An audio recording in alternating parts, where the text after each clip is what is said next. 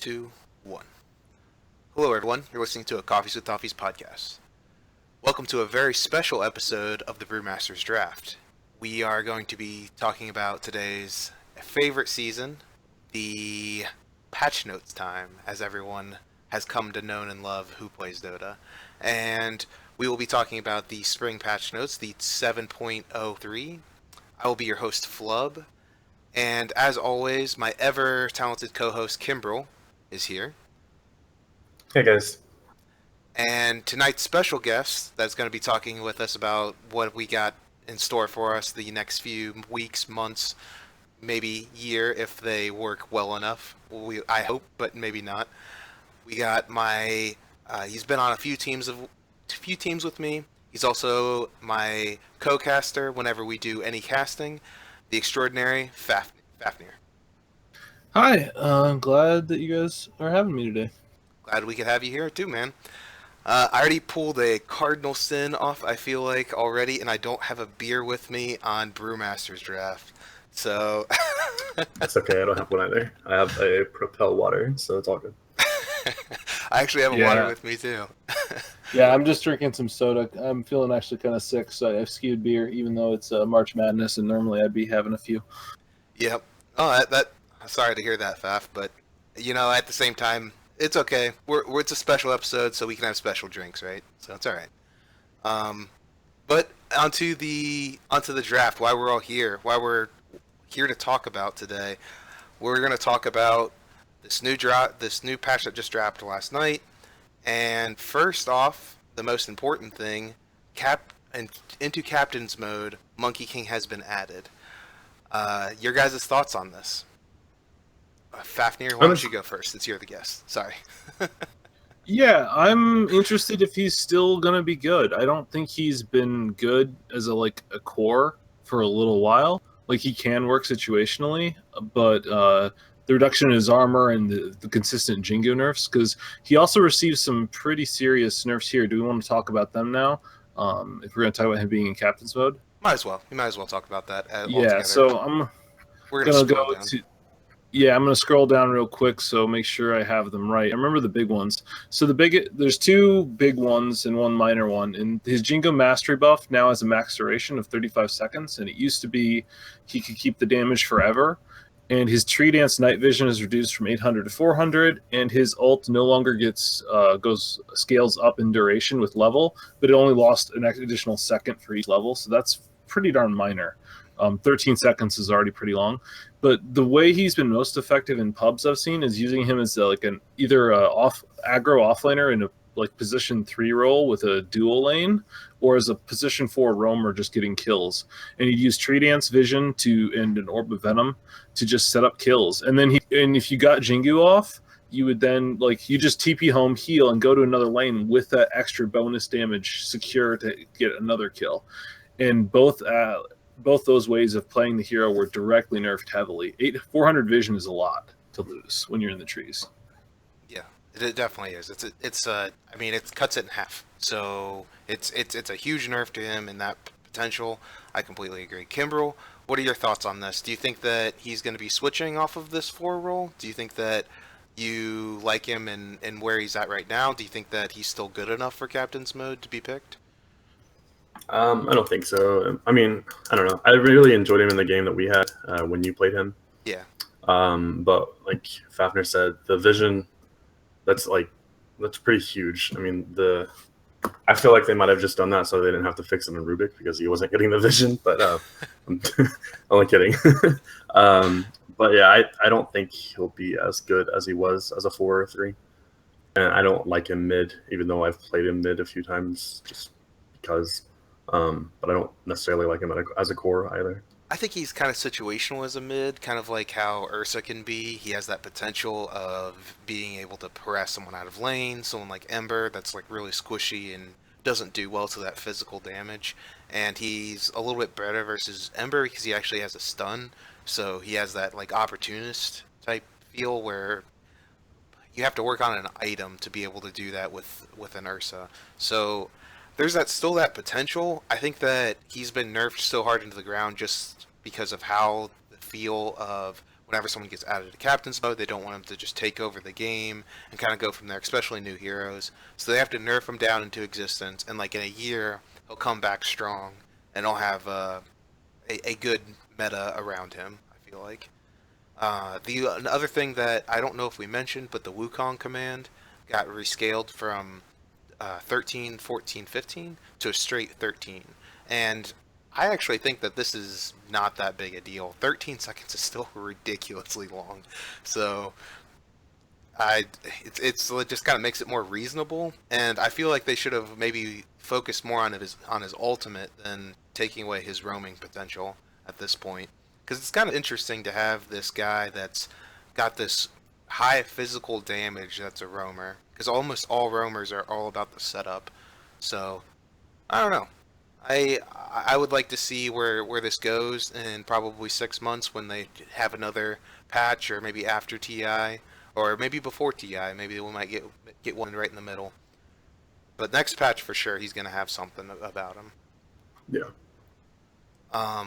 Another big thing about this patch was there's a complete rework to XP.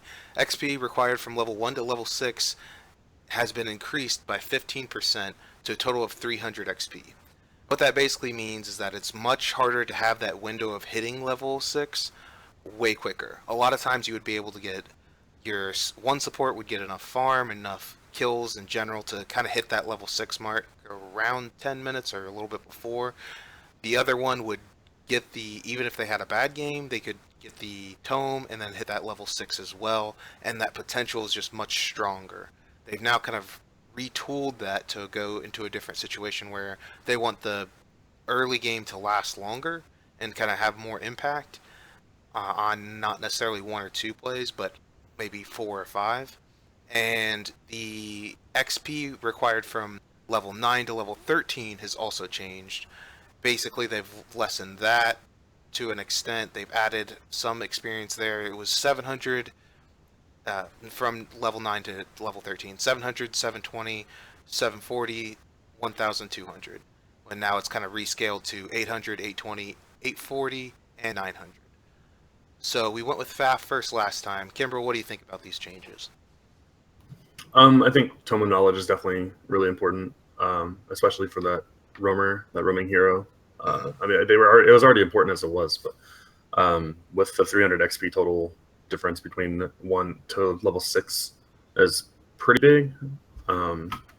So I mean, yeah, Tome's pretty important, and then it's nice if I'm doing the math right. Obviously, it's going to be easier to get to level 13, right, to your second ultimate level. Yeah, it's going to be lower levels. Yeah, it's going to be easier to get to that ultimate. It's going to work a little bit differently. I think they're just trying to retool the feel from where it goes, because we got used to a certain feel. You were talking about a while ago when we were talking about in the Brewmaster draft how there was the strategy around taking out the outer towers, and then they changed it to the tier 3. I think it's the same style of draft, same style of change up, where they don't want the exact same thing happening, where the draft is all figured out, quote unquote, and they want to throw a wrench in our plans. So anything else you want to add real quick, Kimber? I kind of took over. My bad. No, that's okay. Not really. I mean, I like the change. I think it's okay. Even as a 5 support, I still like it. I like the fact that we're a bigger deal now, man. XP. We're a bigger deal now. So Fafnir, what do you feel about this patch, bud? Well, I'd have to correct you. It's not harder to get to 12. It's harder to get to 13. It's the extra XP. Like, it's harder to get to 12. It's not easier. All the extra, it's got easier to get over the hump from 12 to 13. It's no longer like a long level. It's more of a linear curve. Mm-hmm. So it's actually much harder to get to 12. I think you said the opposite.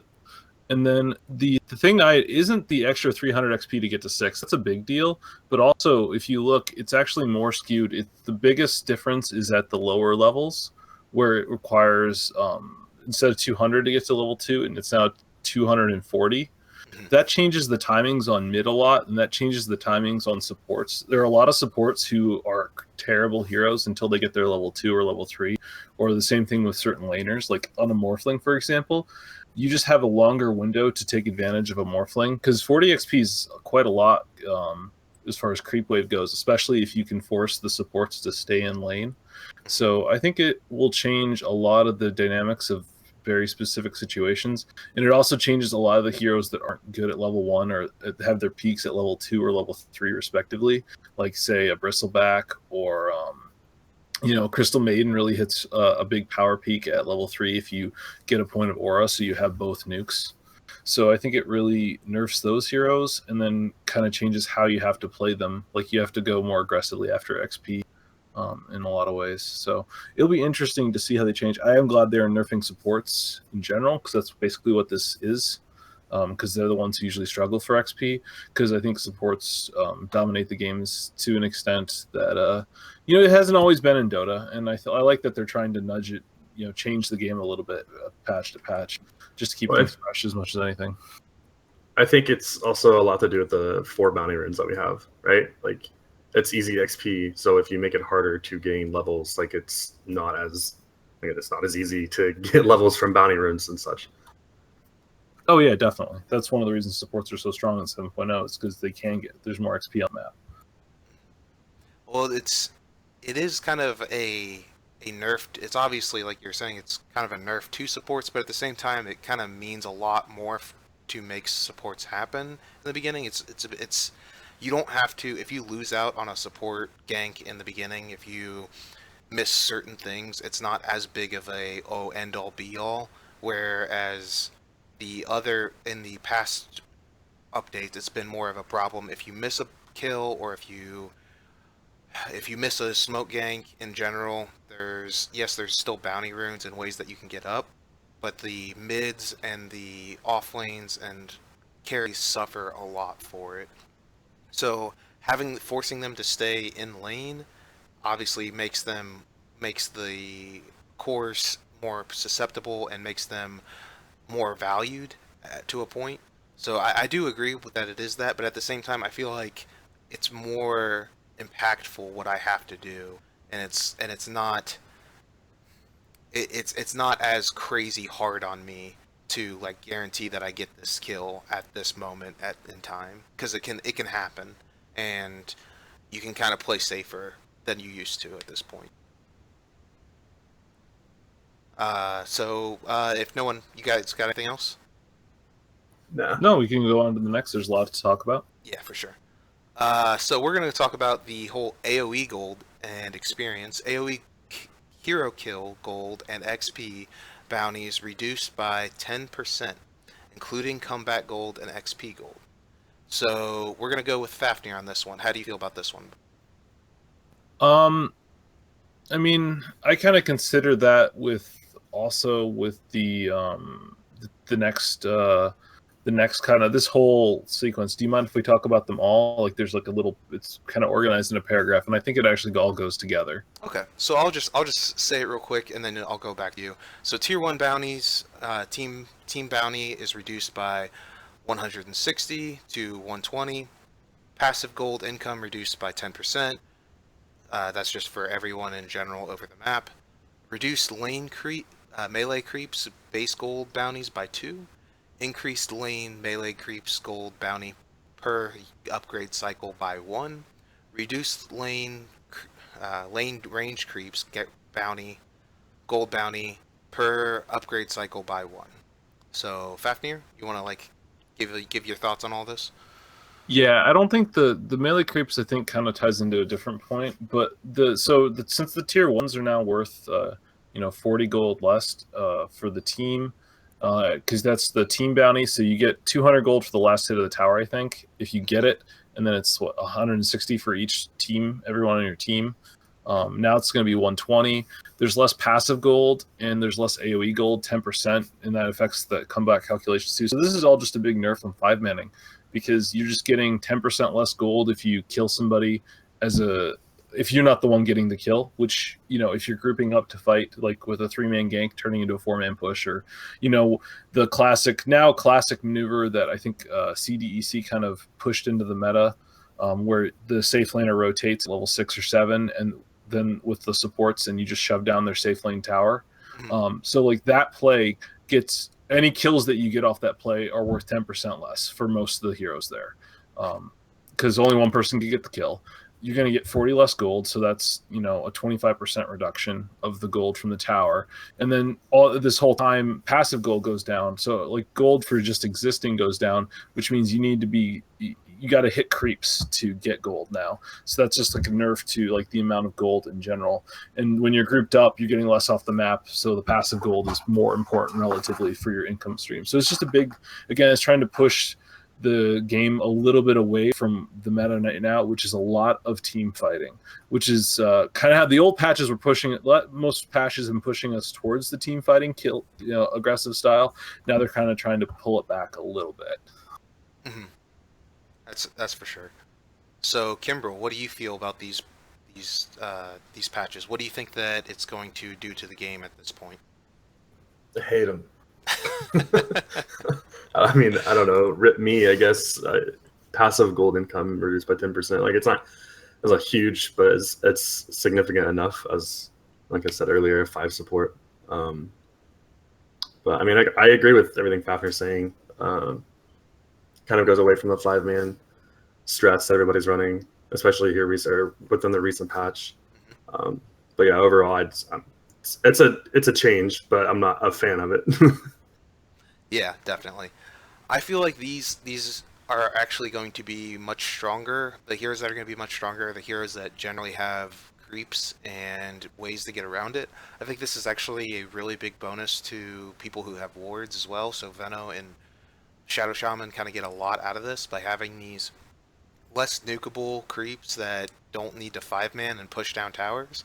Kind of gives them, I believe, I was looking at tweets and stuff, and it's almost a deso value of basically having a one guy there to having 5 guys there. It's like almost giving him a free deso of damage to a tower. You're talking about the armor reduction, which we actually didn't mention, aren't you? Oh, jeez.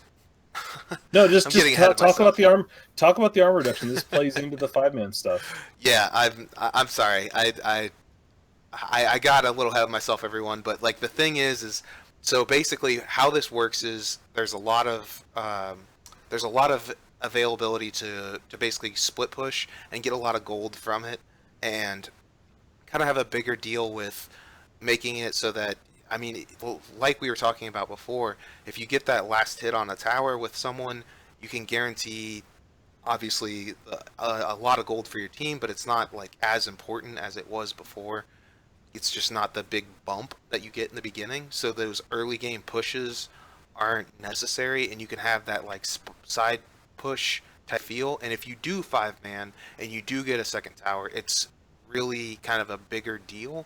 So if you have that 5-man push and you're able to get that second tower and have that bigger tier bounty at like a really, really, really early level, then it's a much bigger deal. But being able to get 2 tier towers while they push 2 towers at the same time it's just not worth it anymore, because they can do it much faster and get much more farm off of the map. So it kind of plays into this, and I'll kind of go to my other co-hosts here.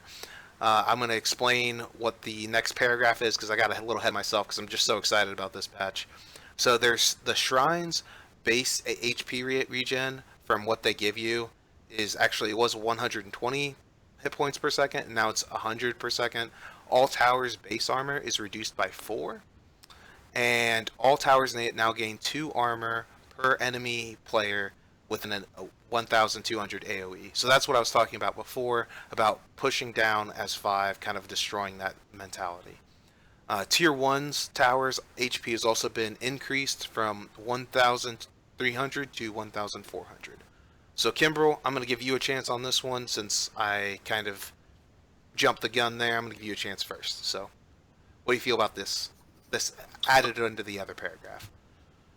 I mean, the tower armor thing is really cool. I'm not a huge fan of split pushing, but it's I don't know, it's really cool because the it gains 2 armor per nearby enemy player. So obviously if you have 2 people pushing, then it's how it was before. It was just 4 armor. But if you have any more than 2 people pushing, it's more armor. So it's harder to push. So obviously it kind of promotes the split push mentality. So heroes like Beastmaster or Nature's Prophet or like a Exhort Invoker or split push type heroes, I feel like are a little stronger now. And then the 5-man mentality that we were talking about earlier, like with the Dragonlance builds on everyone and just pushing as 5 and just either doing chip damage over time or doing the like Death Ball type of push lineup is much harder, I think, with the armor gain and everything like that. And I felt like shrines are pretty strong, especially in base. So the nerf to that's I like that. So I almost want to say that it's not enough of a nerf. Do you feel that way? It's yeah, I mean, yeah, it's only 20%, really. I mean, it's so hard to push high ground. 15%. 16%. Sorry. Yeah. So it's not like as big of a nerf. It still basically heals you up in the beginning all the way. So, it may be something that we see in the future. But Fafnir, you kind of went over this a little bit. How we were talking about. What do you feel about this whole armor minus and more armor there for a bunch of people being around it? How do you feel about this?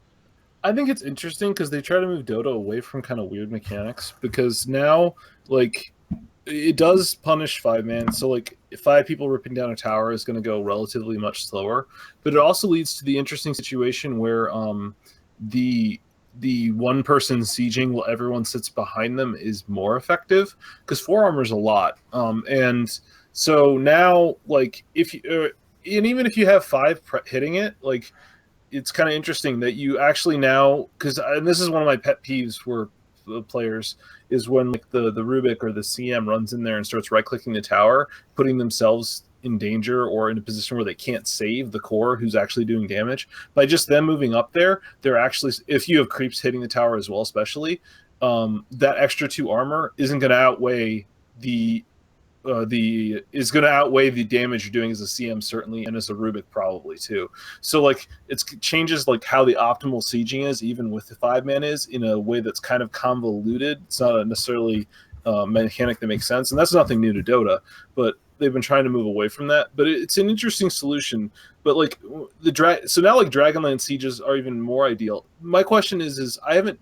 So it's the 1200 AoE. So even like Dragonlance range is going to be within range to give you the armor. Yeah. But like people sitting behind the person who's sieging is still should be able to stay out of 1200, because 1200 is like blink and spell range basically. So you have to be further back anyways. So it'll be kind of interesting. It's kind of also a mechanic to encourage that optimal play of supports shouldn't be hitting the tower. Like, you don't want the Omni Knight punching the tower if there's any chance that they're going to fight it, because then he just gets stunned out and can't do his thing, and then that you could just lose the team fight. So it's kind of interesting. It's kind of like, in a way, I kind of view it like the illusion change, where like giving gold bounty to the illusions, as much as anything, is the gold isn't that significant. Especially over the course of the game, but it incentivizes you to play in kind of the correct way. So now supports are kind of incentivized to stand behind and let cores, or at least right-clicking heroes are incentivized to hit the towers, and the non-right clickers, instead of just doing what little bits they can, are incentivized to just stand the heck back and not give that armor bonus. Yeah, it's kind of a. So go ahead, Kimbrel. Oh, I was just saying, it's kind of a nerf to pubs, I guess you could say, because it requires cohesiveness for your team to realize, like, to have your support sit back out of that range and let your core hit the tower. Like, say you have, like, I'm trying to think of like an example, you have a ranged hero hitting the tower, and you have a Faceless Void off lane and like a Lich or something with you, and so you have them sit back. Even Void could be up there, but you have typically, like, you would have them sit back, and then the drow or whoever punched the tower, and then they're able to initiate if you get gone on. But it requires more cooperation, and so I just feel like in pubs it's going to be kind of harder to get people to understand like what's supposed to be going on. I do agree with that. That kind of what kind of sparked my interest by you guys saying all of this. Do you think that the early damage talents for Rubik and CM and these guys that aren't doing damage, do you think they're more value now? Or is it just don't be near the tower at all, no matter what? I don't think they have more value to this change because honestly, again, since you're so squishy and getting off your spells is paramount, like the value of those talents is as much as anything is farming rather than ripping down towers. I guess you could argue that because that makes maybe the tips if it puts them over the tipping point of whether it's worthwhile. But I'm kind of skeptical if it does, like because those are level 10 talents. Are you really? I don't know. Like I don't think the timing would work out for that. I view those as farming talents, honestly. Like take a lion for example, plus 60 damage or minus 30-second respawn time. Like I would still go with this respawn time. Like the damage isn't going to be enough, I don't think, unless That's his level 15, isn't it? Or is it his level? No, it's his level 10. Okay, I couldn't remember because I know some supports randomly get them later, like Lich does, and some get them early. That's depending on how like massive they are. Like Glitches is just crazy. Yeah, 150. Yeah. Right. So the thing is I feel like I agree with both of you guys on that situation. The thing is I just maybe we could see an era of intelligence mids, and I'm just praying for it because there's other stuff in the patch. We'll get to Shadow Shaman and stuff like that could happen, like old Dota 1 stuff with like Lion mids and things like that, where these talents may kind of like transfer into that situation where they could get these big damage buffs on these guys that generally aren't supposed to have a lot of damage, and then they can kind of solo push towers with the blink dagger and kind of put that pressure that someone else maybe couldn't. Now you would have to build different items and different things like that, but it was actually a thing a long time ago to build Maelstrom on Lion because he had the potential of just locking someone down for so long, and it was the biggest damage item at the time. So it's kind of something. Is that the patch where everyone built Maelstrom? Well, that's this patch too now, actually. But right, and that's what I'm saying. It's like, you know, there's that patch. This patch is kind of like that old patch, so we could maybe see mid Lions coming back into play, and that maybe that damage buff will be enough. Probably not. But I myself am gonna try it out, and I think it sounds like it could be a lot of fun. What do you guys think that? I think that it's right though what you guys are saying. If you just stay out of range and you get the negative respawn timer, that's gonna be much more useful for you, or like gold per minute or whatever the person has in the beginning, and just have that support really be a support and just save them at the proper time. Kind of promote the better play mentality. One thing though that I thought is an interesting little tidbit before we go from this discussion. Did you know that all those little monkeys that he summons, that Monkey King summons, actually counts against the tower right now? Yeah, I think it's just that's a bug. There's no way they're gonna leave that. Because those are they're technically clones or something. They're supposed to be like illusions or Arc Warden heroes. Arc Warden would probably count though, because it's not an illusion; it's just a clone. So I guess maybe it's kind of like I think they just use the Arc Warden coding or something because they're not illusions; they're like clones, which are different. That's right. A really bad interaction. I was wondering about that earlier today, like with like Morphling ult. Does that count as an illusion, or is that's a clone? It's an illusion because it dies instantly. Yeah, I guess so. To Lion Hex, but like the Arc Warden thing doesn't. It's actually a clone. Yeah. Or like some sort of pseudo hero thing. And bears don't count. The bear from Silver doesn't count it, or not Silver, but whatever. Yeah, Silver. He doesn't. The bear doesn't. Have you checked? That's what I was. I thought he was a hero unit because you can Necro ult him. Right, and you can pick up runes with him and stuff like that. So he might count because I think he's like a hero unit, but not a hero. And I know Dota, there is a distinction between the two for obvious compressing Dota reasons. Mm-hmm. Well, it's interesting. I wanted to try it out before, but it just popped into my head as we were talking. So, well, let's move on to the next thing. The next thing that's come up, I'm going to kind of combine these two, even though they're kind of separate things. Scan cooldown got reduced by a lot. It went from 270 seconds to 210. So 60-second cooldown reduction. And ranked all pick hero selection time was reduced from 35 seconds to 30 seconds. Fafnir, why don't you spit about this for a little bit? I mean, it's they just want to make scans better. They want to encourage people to use scans basically and use them to counter out smokes, give vision. It's kind of just one of the things where I think they just thought scan wasn't powerful enough, so they just made it more available. Because really, scans are kind of counter smoke things, or like things to let you smoke when you don't have vision. And so only having it every, nearly 3 minutes, every 5 minutes basically, or 4.5 minutes is tough. So now it's going to be available more often. So it's just nice. It encourages team coordinated play. The ranked all pick thing is just a quality of life. There are some actual legit because it's the same with queue times. Like the longer a game takes to load from the pick screen in, the more likely you are to have abandons or AFKs, and then leads to issues. I don't know details, but I know that people have talked about it. It's one of the reasons that Valve is so concerned with queue times. Like people play the game less if there's long queue times in aggregate, and I think it's the same thing. If when you're in the pick screen and you're going to play the game, you get more people AFK at the beginning, which leads to more abandons because sometimes people just don't come back, or man, I missed the first 2 waves, 2 minutes, I'll just abandon the game. It just ruins the game for 4 other people or 9 other people. Mm-hmm. So it's just them trying to nudge it a little bit to kind of increase play, and that's fine. That's what they want. They want more people playing Dota to sell more hats and have more customers. Kimbrel, how do you feel about these 2 patches? I mean, it's not a big deal. The scan thing's kind of cool. I mean, smoke are always exciting, especially at majors, big events. The crowd's always getting excited when there's a smoke going on. So the scan kind of it promotes smokes, like Fafnir said, because if you don't have the vision you need, you're able to use a scan. But it also helps defend from smokes as well. So I like it. I think the skill definitely needed to be a little lower than what it was. And then all pick, that doesn't affect you. That hasn't been affecting really. you at all? Oh, no, man. Not really.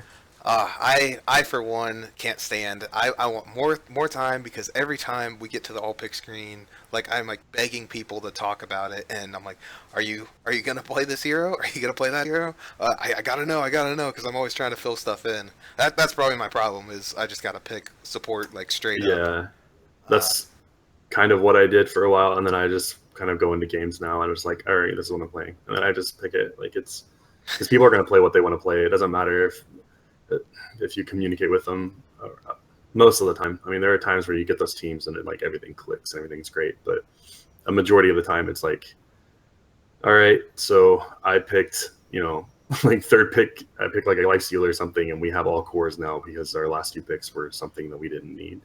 So it just it doesn't bother me that much. You gotta believe in the optimism, Kimbrel. You gotta believe in the Dota community, man.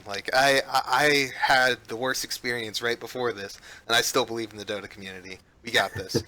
So, and then the scan thing. Scans are actually, to be honest, that is the weakest part of my gameplay, hands down. I forget about scans because they haven't existed for forever. So I mean, they just are recent.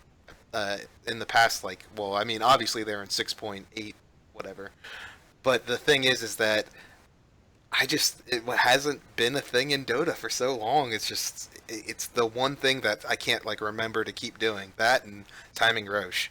But hopefully, since it's on quicker cooldown, I can spam it more, and it'll be okay. I love scan. I think I've used most of them in our games, so we played. Well, that's good. That's good.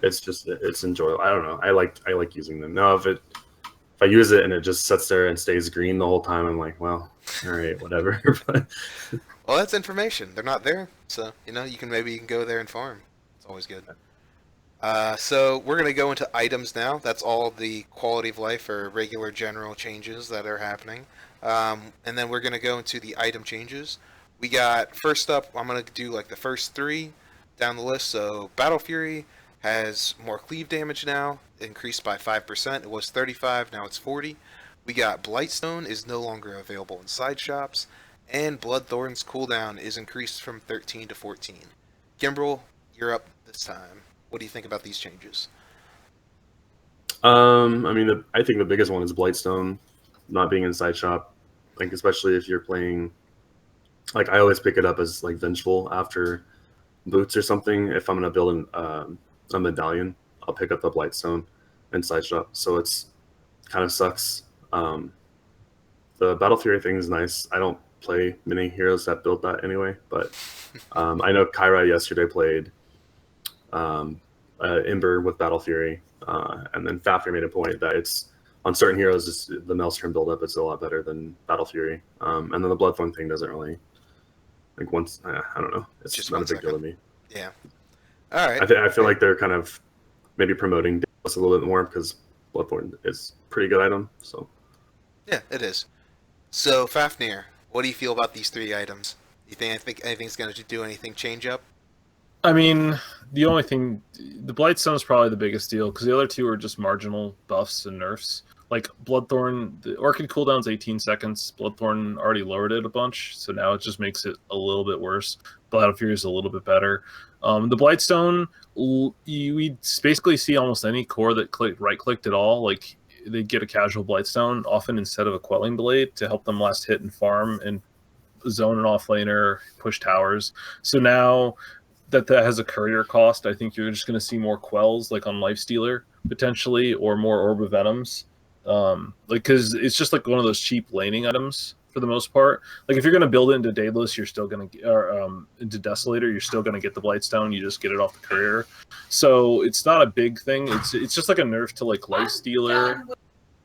It's a big nerf to Lifestealer. It's like a nerf to like safe lane snipers or other people who just like pick it up casually, like Venge, and could really utilize the fact that with one of their first bits of 300 gold, they could get an item that lets them hurt, not only farm faster, but really do a lot of damage and push towers.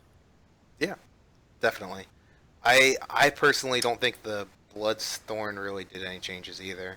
Um, the Battle Fury just doesn't seem like it's important anymore because there's no giant stacks, right? Like that was the thing about Battle Fury was like, okay, we can save these, we can use this to stack creep camp huge and then farm it away.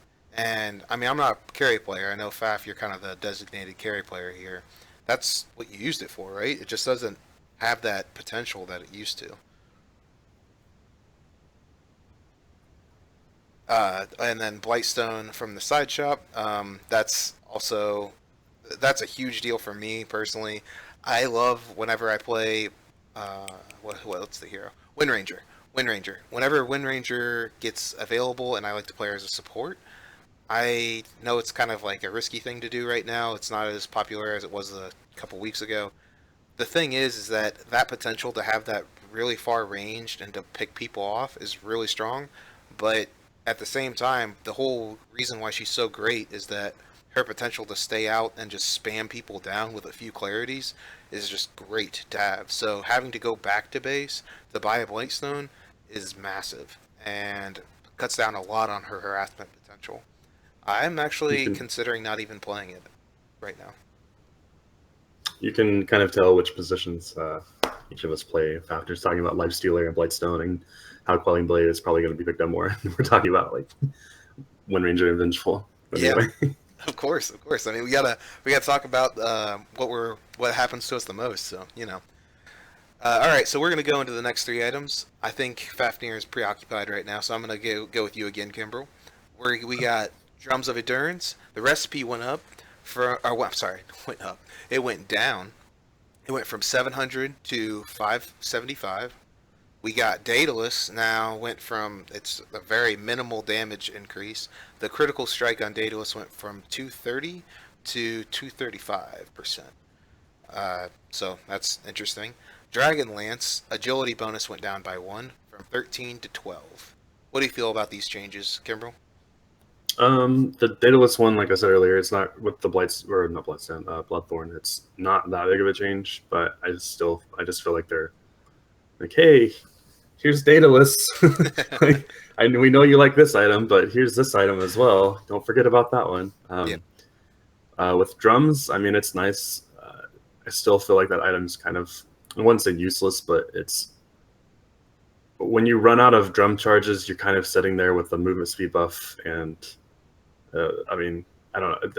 I don't know. The item's not appealing to me whatsoever, but the recipe cost being reduced is good if you're wanting to. I'm trying to think of like a hero, like with like a Nature's Prophet or something like that. If you're wanting to help like rat Well, like it would be okay, I think. But they're kind of they're trying to get rid of the 5-man strats, and so like a drum of endurance.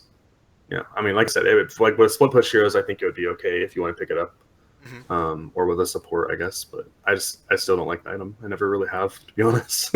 Yeah, it was so core for so long, and now they've changed it quite a bit, so it's kind of hard to figure out where it's at. I understand that. What do you feel about the Dragonlance, though? It's got another um, minus to it. Do you, yeah, I mean, I don't know. There's not a whole lot they can do to the item without eventually just nerfing it into the ground. But slow nerfs over time is good. I still feel like Hurricane Pike is a really, really good item. So nerfing Dragonlance in general is a good thing, in my opinion. yeah, it's Um, it's funny though. Now that they've nerfed it all the way down to this point, both strength and agility now gets to a point where it's actually less than with the items that it makes it for both. yeah, Says something about is it? what the 200 range does for someone. Yeah, it's actually worse for both strength and agility. Crazy. It's at least Huh? it's a minus on. I know it's a Yeah. minus on agility, and I'm pretty sure it's a minus on strength. But yeah, really crazy. We also got um, Faf, is Faf around? Okay, I think he's out for right now. So he's a little busy. We're gonna go on to. Well, I'm gonna talk about it a little bit. I think that the dataless change, meh, whatever. It's dataless only by 5%. You're already dealing with 230% of something, so that's not gonna really matter that big a deal. I actually like the change to Drum of Endurance. I think that it's something that I'm gonna get into a little bit later, and I'm gonna actually bring it up with you again, Kimbrel, as we get to a different item. I don't know if it's going to be used in gameplay as much though. It's still like at that weird point. I've experimented with it once or twice, and I like it on like Batrider still, and getting it a quicker drum of endurance on a Batrider could be very helpful. Besides that though, it's kind of in an awkward position for sure. And Dragonlance is just stupid. It always is, and it always will be. All right, so we're going to go on to the next three items. The kind of the biggest changes in the patch, in my opinion, for items at least. The Echo Saber no longer slows attack speed, which is crazy. Helm of the Dominator reduces all stat modifiers by +4 to +2, so you're losing out on 6 stats there. Also, the recipe went up from 70 not 70, 725 to 800, and the headdress recipe went up from 200 to 300. Kimbrel, what do you feel about all these changes? Helm's like not great. Yeah, Like, that's huge, right? Like, it's massive. I, You're it's just. you're taking the I don't think stats. it's. Yeah, Sorry. it's not. I don't think it's going to be picked up as often anymore, especially on like on Juggernaut or something like that. Like, I don't think we're getting Helm of the Dominator anymore. Maybe some heroes, but I'd probably have to just see over time which it would be best on. But I just don't think there's very many heroes that it's going to be valued on as much as it was. Which I don't know. I felt like it was a little overvalued, but I might be wrong. And then the Echo Saber, I like it as a nerf, but it's not like it doesn't put the item in the ground. I don't think, because it's just the attack speed. It doesn't, stop. It doesn't slow it like do the move speed slow or anything like that. So I think it's a good nerf, and it's not like it's definitely not as big as the Helm nerf. Mhm. I like all of these changes. Headdress is just like crazy good at this point. It's had a lot of potential. It's the piece of helm that's really good for lane dominance, just creating an AoE of heal for your team, and giving you that extra push potential when you group up for 5-mans, and kind of gives you that static buff. Also, Helm of the Dominator, like you were saying before, Kimbrel, has just been a crazy popular item. I like to see that being put in its place. I also wonder if that's being put down, if that the drums are going to kind of come back for people who need that more mana regen, because they changed out the mana regen side of it. So maybe a stat item could be drums with the side of mana regen instead of the health regen that you need from Helm. What do you feel about that? Do you think that that could happen? Do you think that you would try to go into drums maybe on some cores? I mean, it's possible. I mean, cores used to pick it up here and there, right? Like, I feel Oh yeah, like all the time. heroes like Juggernaut would pick it up. I might be wrong. I don't know. Yeah, Juggernaut Um, and Sven and a lot of those guys. Yeah. yeah. Um, it's possible. Yeah, picking that up over the helm. Um, I can definitely see that happening. I don't know. I think I'm gonna do it more. If I go core in like an offlane type situation, if I needed to have the only reason why to get the helm now is just because of the dominated creep pretty much. So it's really good still on like Darkseer to help him get the creep that he needs to kind of have that extra use of a stun or whatever that's possible because it's still not about the life steal. So it's more about getting that stackable unit and that potential of getting something for your um, for the basic pieces, giving you a basic item in the beginning. The the headdress is also, I mean, not the headdress, the Echo Saber is the one I didn't get to talk about. I think this is a great change. It makes man fighting with an Echo Saber a lot less useful. You can't just sit there and man fight someone and have that extra slow on the attack speed and kind of disengage what they're able to do while they're fighting you. That was what's so crazy about it is one, if you manned up on them, you're at a loss, and if you try to run away, you're at a loss because it was slowing your both your attack speed and your movement speed, and he was getting two attacks in where you're only probably going to get half of one. So just the balance of letting it at least get like one full attack instead of the two versus basically nothing is is needed for this item because this item and Dragonlance are just insane right now. All right, we're gonna move on to the next ones. Hood of Defiance got a little bit of a nerf. The magic resistance went from 30% to 25%. Hurricane Pike went from 14% to 14%. Cooldown got increased from 14 to 15, and the Mask of Madness attack speed got increased from 100 to 120. Well, Faf, are you here? I'm gonna shoot over you if you're here.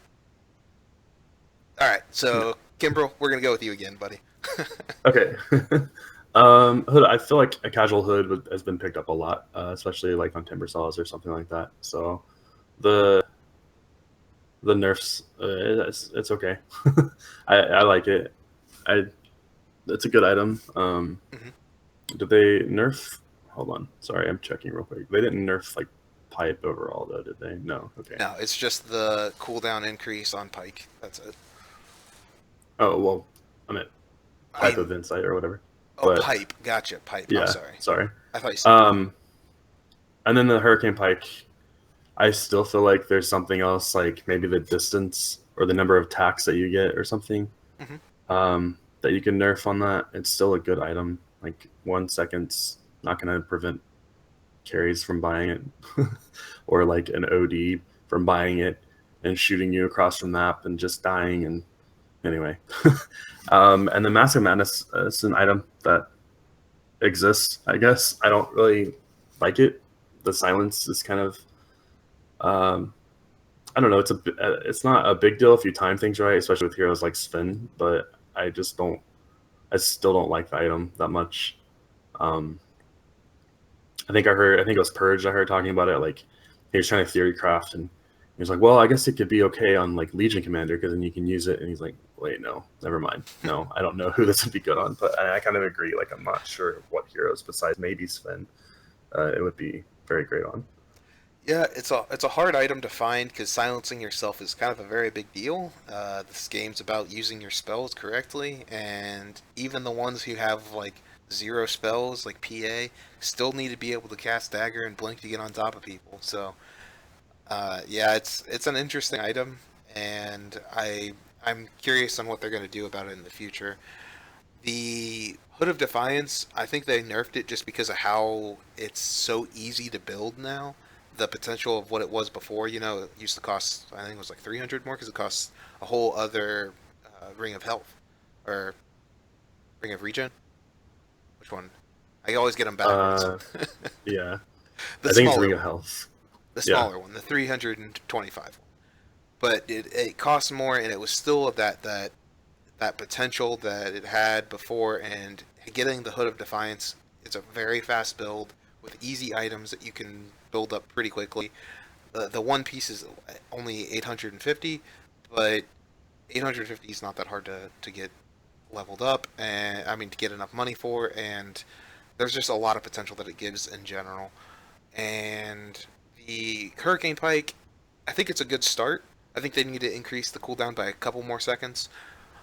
I know it doesn't seem like a lot, but in team fights and in general, if you can kind of give it a few more seconds before they're able to push out, it's a very big deal. And a lot of times, that's why force staffs aren't the end all be all.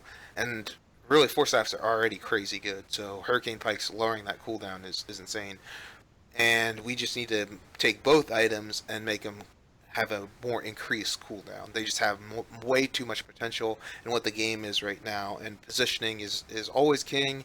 And having geez, a thing that basically increases not only positioning but the area in which you can be at to still attack, while at the same time giving you infinite range and freaking health and mana.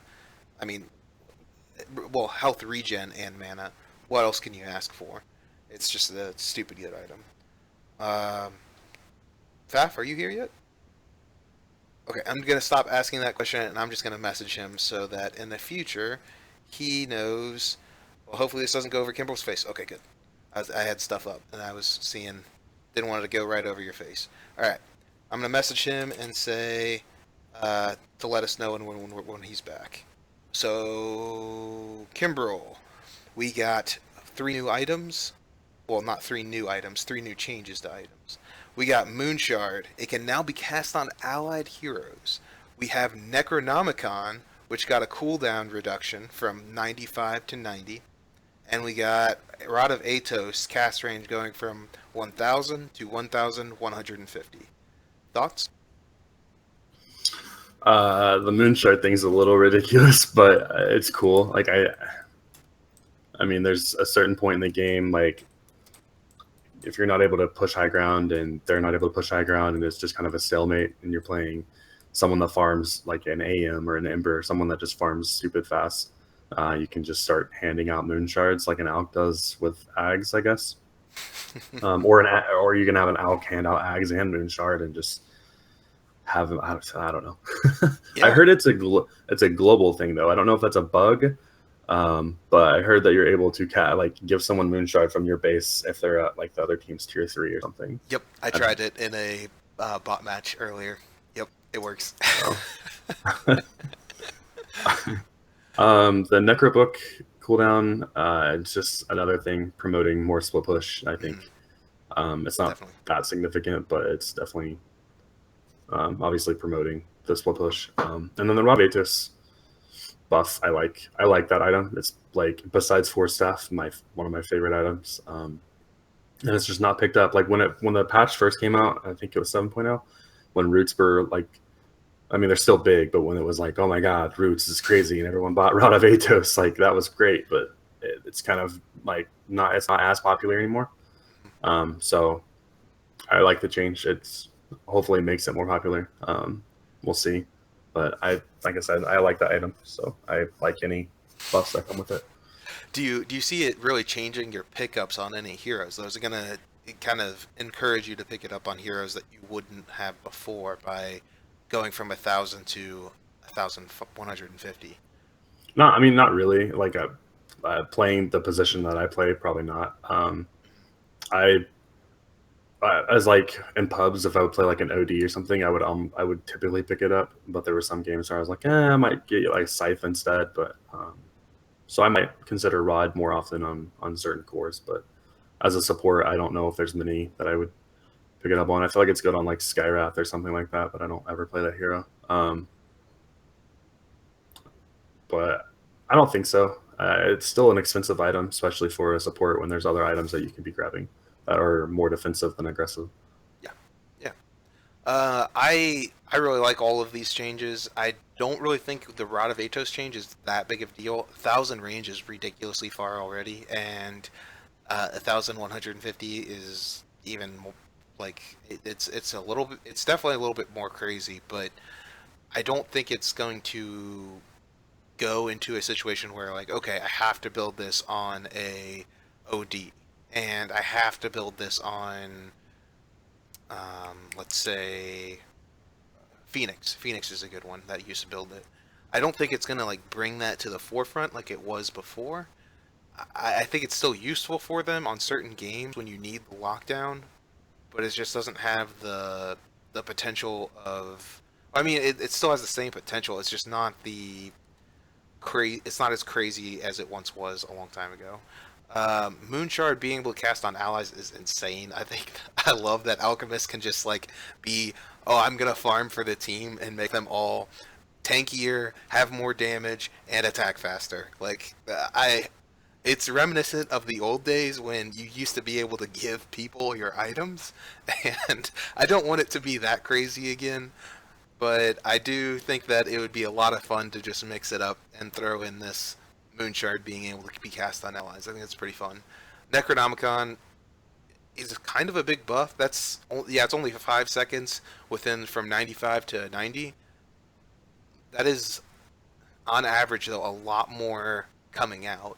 And Necronomicon, at least one, is very easy to build, and it's kind of one of those items that you can build up through multiple different ways, and it changes all of them. It's just Necronomicon in general, I believe. So getting all of your Necronomicon units out quicker, getting more sight available to you if you have Necronomicon 3, and just what the book does for you is very nice to have that option with split push at this point. I really like the change. The next three items, the last three items, I should say, are going to be Silver Edge, Teleport, and Ultimate Orb. Silver Edge, the backstab is reduced from 200 to 175, which is the same as Shadow Blade, so it's not that big a deal. The Teleport is now, its cooldown has been increased from 70 to 80, and the Ultimate Orb went from, 2,100 to 2,150 for the cost of the item. We're going to go with Kimbrel again. Kimbrel, what do you have to say, bud? It's not much. I think teleport scrolls a little bit. Like I don't mind the change. Again, as the position that I play, being able to rotate mid. Say you go back to base and you need a TP top to help your carry because he's being gone on by like a Temper Saw, and you help him, and then you buy your TP from the side shop, and then your mid's being gone on, and you need TP mid. Like, it's not as easy. It's definitely a nerf to that, obviously, and also there's so many things to TP2 in the game right now with all the shrines and everything like that. So I don't mind it, but then again, I kind of hate it, just the position I play. The Silver Edge thing doesn't really phase me that much. It's still, I think, mainly picked up for the break and the stats, so the backstab damage isn't a huge thing, in my opinion. I might be wrong, but... And then the Ultimate Orb, I guess that's another nerf, kind of, to Silver Edge, isn't it? Yeah. I don't know. 50 gold to most people that pick up an Ultimate Orb isn't, like, that huge of a deal, so... If it was 100 or 200, I think that's a bigger change to it. But yeah, once you get an item over the 2,000 mark, 50 is not that big a deal. And the teleport change, man, that's... Ooh, I do not like that. That makes it so hard to get around the map. I know we're talking like two supports just bitching about anything that hurts supports, but the thing is like when you have that teleport scroll and you need to save your teammate, a lot of times you and your other support will TP at the same spot, and if the enemy can see that, can know that's happening, that's even longer that you have. That's like more of a screw up timer for them to capitalize on. So once again, it kind of makes split pushing better because they can't answer to certain things if they're going running around all the time. And inadvertently, this also kind of makes, who was it, Wisp and Coddle and things like that, being able to move around the map a little bit better because you have this opportunity to get around the map quicker and maybe save your TP scrolls for when they absolutely are necessary. Alright, so that's the end of the items. We are going to jump into the heroes at this point, and first one on the dock is Abaddon. Abaddon's shield mana cost rescaled from 100, 105, 110 to 115 at the respective levels to all at 115.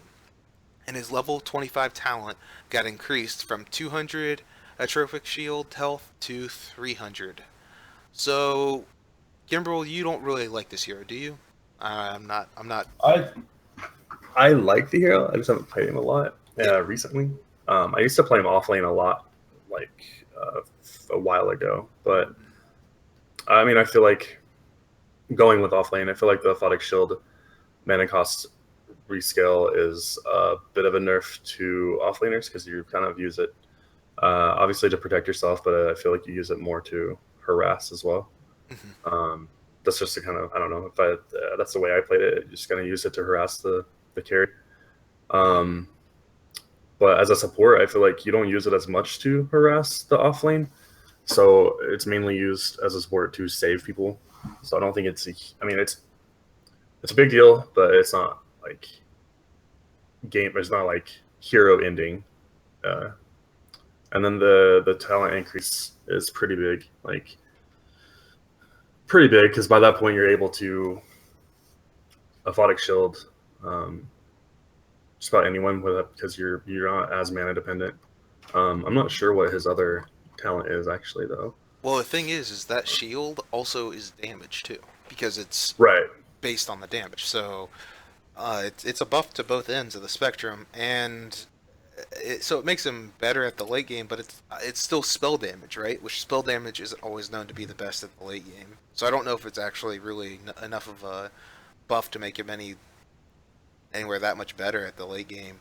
And like you were saying, having, 15 mana doesn't sound like much, but when you're in lane and you're having to use every spick of mana and you're playing against people like Lion or who else? We got Coddle and things like that are, the potential threats of just what they exist. It's really hard to be able to stay useful in lane as an offlane Abaddon, or even support. Like, how are you gonna have the mana to support that? Even clarities are only so much mana, so yeah, it's interesting. So we're gonna move on to Ancient Apparition. Ancient Apparition got some change ups. He went from his 25 talent from plus 80 damage to Chilling Touch, went up to 100 damage for Chilling Touch. Kind of a big boost. Only by 20, but it's 20 to everyone, so that's kind of cool. And then the other 25 talent was 3 charges of Cold Feet, and now it's 4 charges of Cold Feet plus 4. So I think you have 5 charges of Cold Feet then, or is that you have 4 charges of Cold Feet, right? I think just 4. Yeah. Okay. All right. So how do you feel about this, Kimbrel? Do you think it's gonna be picked at all? I mean, he hardly reaches level 25, right? Like, he had to go Midas on him, but that hero, in my experience, I've not reached level 25 very often. And by the time he is level 25, if you're pushing, the Chilling Touch damage is, I don't know if it's significant enough at level 25, like at the time where you are level 25.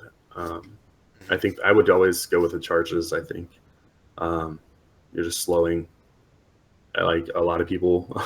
It's easier to lock people down. It's easier to slow people, which makes it easier to lock people down. So I think that's what I would go with, but I don't think it's that big of a deal because, like I said, that hero hardly gets to 25. Well, Cold Feet's the stun. It's the stun right. charges. So right, but if they walk out of the area or whatever, then it doesn't count. So you have to so it's just it's a slow, yeah. It's a slow until you're able to reapply the stun, and that way they're in that area. Or if you slow them enough to where they're stunned. Right. So I would go with that though. I think I'm curious if it does it stack. Like, would you be able to stack like if you wanted to on somebody? I don't know. I don't know if that would be useful. Well, it would increase the damage. I mean, it has no slow potential, but it does have the ability to increase, to have multiple damage things going on, and that is a good point. I wonder if it's stackable, because if you could stack up 4 ticking damages on someone, even if it doesn't necessarily stun them, holy crap, that's a lot of damage. Mm-hmm. So yeah, and then we move on to Arc Warden. Arc Warden's magnetic field mana cost has been rescaled all to 110. It was 80, 90, 100, 110. So that's interesting. We also got his Tempest double reduction. Duration, not reduction. Increased from 12, 14, 16 to 14, 16, 18. So his illusion lasts longer. Means more spells. And we have his level 25 talent got increased from 175 spark damage to 250 spark damage. Spark rate damage. Thoughts? I've played this hero like twice. I don't have many thoughts, but the Tempest double duration increase is pretty cool. It's another hero that can split push well, and so with like the buff to that and the buff to like Necrobook, I feel like it's pretty good. And he's also in captain's mode, so I don't mind the hero. I wouldn't be playing him, but I think he would be a good hero if we had somebody to play him. The mana cost rescale is, I really don't. I don't know how often he uses that. I feel like it's more used for protection of like towers or something like that, or in team fights. So I'm not sure if that's a huge deal. Mm-hmm. I might be wrong. I don't know though, because I don't play that hero very often. But and then the level 25 talent, that's a chunk of damage. I mean, that's 75, but it's a decent amount of damage. So I like that. For something that's spammable, it's quite a bit. And the thing is, though, I can kind of dodge those wraiths. It's not guaranteed, and if you have a lot of lockdown, it's okay. But if you're doing the whole split push thing, then it's kind of it's just not that good of an ability, I feel like, a lot of times. So I'm not really sure if boosting the damage, I mean, it's significant. It's 75 damage and it's a spammable spell, so it's good.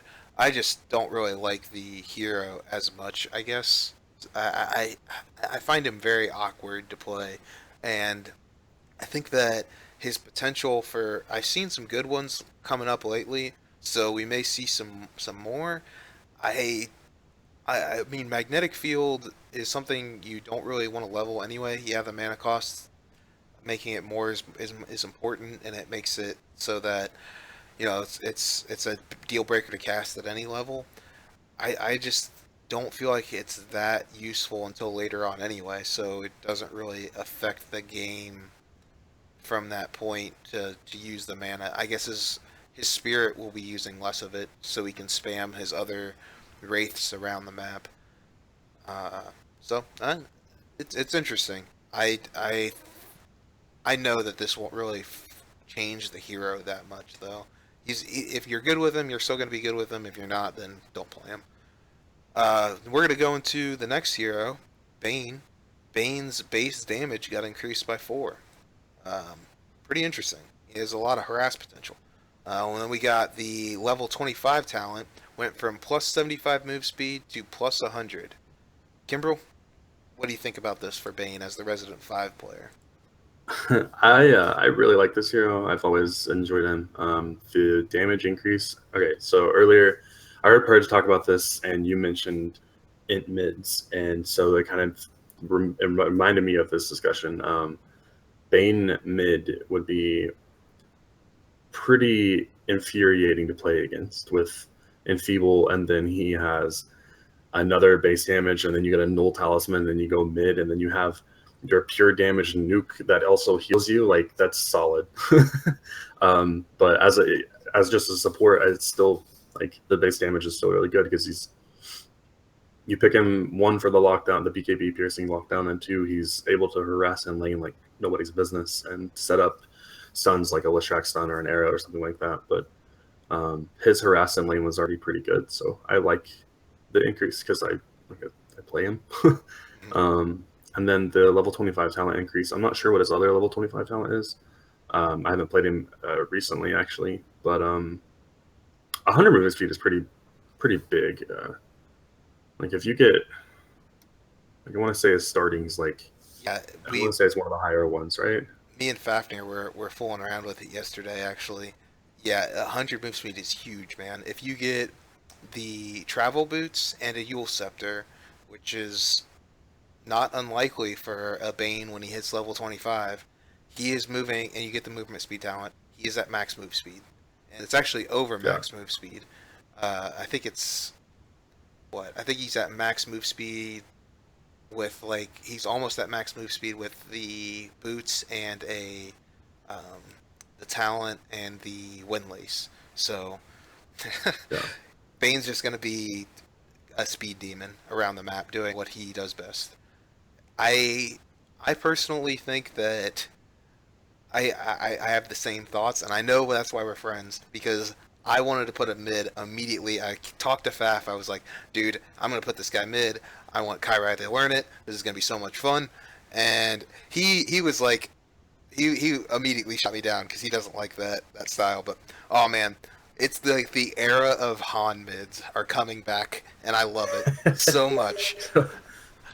Okay, so when 7.0 first came out and the bounty runes, like the 4 bounty runes were introduced and all that stuff, I was talking back when I was on the Devils. I was like, yo, because I was playing mid at that time, and I was like, and Kyra was playing carry, and I was like, so I'm playing more int mids, like it's happening, like Lion mid for sure. Look at that talent, that damage talent, it's happening. So I am all for int mids. Like one of the issues with Bane though is like, if you have like a spellcaster mid that you're going up against, and Field doesn't really do a whole lot, and I don't think you need to skill it a ton in lane.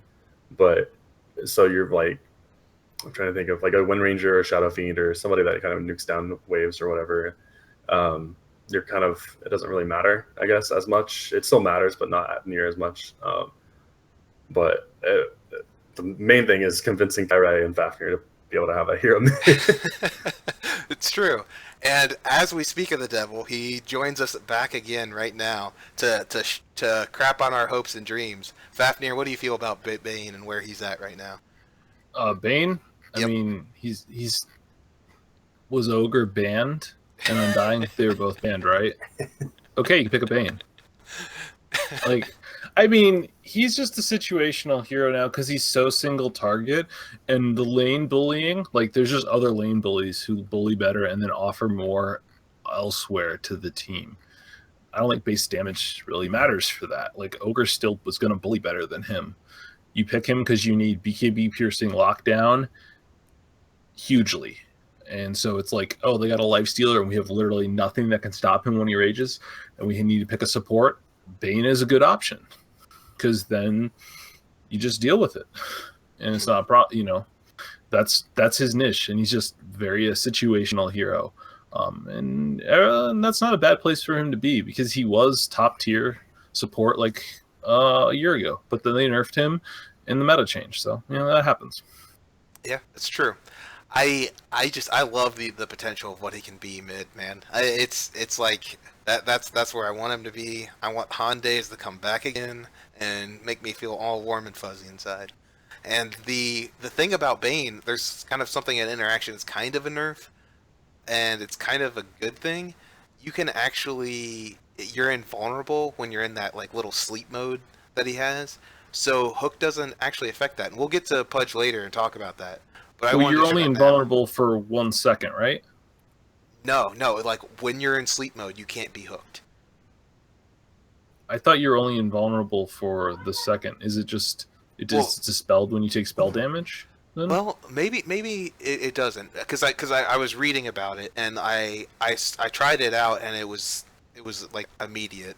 So maybe it was when you're invulnerable for that second. Maybe you're right. Yeah. Let me look it up. It is a way to dodge Pudge hooks though. So that is something that can be done now if you're like super awesome at Bane. And it's not a small amount of invulnerability. It's a full second. The first full second you are invulnerable. that's why you can't accidentally wake them up for a full second, and that's because they're invulnerable, so you can't even hit them with anything. And so that's how you can have the nightmare dodges of like a Laguna Blade. Like that's how you can save people on your team with it. Like those telegraph spells, you'll see high level players will just nightmare their own teammate and then instantly take it off, and it just lets you dodge the spell for them. Mm-hmm. But it's only the second, so you can still set up the pudge hook with a sleep. You just have to wait. Another reason to stay mid, man. He can dodge stuff now too. He's got an escape. You know, it's the mid hero. I'm calling it. But before I beat this dead horse too much, let's move on to Batrider. So Batrider got a little bit of a change. His level 25 talent, it went from an increase of 200 flame break AoE to 300 AoE. Faf, do you feel like you would pick this up at all?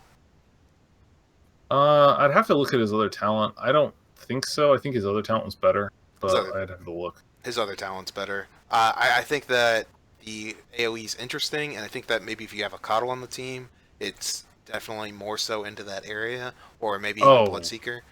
But no, it's the other talent's 8-second Firefly. Firefly duration is like the cooldown that keeps the like that and Lasso like are the cooldowns that matter on him. So having its duration be the duration, once you get if you get the cooldown reduction and the duration, your downtime of Flame Firefly, which is what gives you flying vision, is only 8 seconds. And that's just too good. Yeah. It's just how the hero functions. Yeah, I could agree with that. Kimbrel, you got the same feelings, or? Yeah. Okay. Absolutely. All right. Well, I won't have you repeat it then. We'll move on to Beastmaster, and I'll give you this one. The increased talent from level 20 went from 350 to 400. Thoughts? You get that? Or would you get the other one? Well, actually, what is the other one? I'm not even sure what the other one is. The other one, I'm gonna pull this up so we don't have to keep asking what's the other one. So let's do this real quick. Sorry for those who are listening in right now. Cooldown reduction. Right? Experiencing technical. Yeah, it's cooldown reduction. Okay. It's a 12% cooldown reduction. So, I mean, cooldown reduction on Roar is always good, right? And Boar also, and Hawk. So I feel like I would still go the cooldown reduction. What about you guys? Faf, why don't you go first? I mean, Beastmaster is a strength hero, so I don't think the 400 health is really necessary compared to cooldown reduction. Like, having more uptime on all your skills. And even the biggest thing is the cooldown reduction affects all your items, and Beastmaster is a hero that farms, so his blink cooldown comes up faster, his necro comes up faster. I just think it's better. And that's why they're buffing the health talent. It's good, but unless I'm actually just going a right click build where I literally just need to man mode people, because you can build a right click Beastmaster now with those talents, like that's the only way, and it just makes it a little better. So, just a little minor buff, but not something significant. I feel like a lot of times, though, if you're going to go Blink style, you kind of need this health buff to just stay alive. Yes, if you can get the Necro 3 and be able to push like a monster that you are, then it doesn't really affect that health gain at all. But if you need that like quick initiation style, that he is your initiation, I feel like the health is a must now. 400 health is a little too hard for me to ignore, and you can actually stay alive from a team fight by jumping near them and like being into the fray of things and forcing people to focus you with your scream and still walk out alive. So obviously, if you're going to, it's nice to have that cooldown to be able to do it more often and get the pickoffs. I just feel like if you're going to be in the team fights more, it's better to live than it is to be ready for the next fight. So yeah, Bloodseeker, he got a similar talent increase. I don't really think it matters too much. His level 10 went from 200 health to 225. Kimbrel, thoughts? We can, just skip this hero. Skip it. It's not that big of a deal, in my opinion. Fact, same feelings. Same thing. His other talent's damage. Bloodseeker is a damage dealing hero. Unless you like, it makes the Dagon build better. That's not a good thing, but it whatever. Okay. It's just not significant. All right. So real quick, Same with the next guy. I think this is a good idea. I think what we're gonna do is I'm just gonna read off the guys that have the minor changes of talents that aren't like a bunch of them. So I'm gonna go through quick. Brewmaster, he has a level 15 talent increase from 10 magic resistance to 12 magic resistance. You weren't gonna pick it before, you're not gonna pick it now. The Bristleback talents got changed up a little bit. We'll talk about him because there's too many of them to kind of pass by. His level 10 talent went from an increase to 7 strength to 8 strength. His level 20 talent went from 45 plus 45 attack speed to 50 attack speed. His other level 20 talent went from negative 35 second respawn timer to negative 40. Faf, I know you love this hero. It is like your baby. What do you feel about Bristleback? Is it a big enough change to him that he's maybe pickable in some type of situation? I think he's pickable now. Shrines alone made him pickable because you can the ability for him to dump all of his quills and instantly heal back and come back and just continue to put pressure instantly made him viable. The talents just make him a little better, so it's a little bit of a buff. So I mean, he's pickable now, but he's still not good. So hopefully he just keeps getting the buff train. Yeah. And Kimbrel, you have any thoughts about Bristle, or you kind of leave it up to Faf on this one? I mean, I disagree with him. I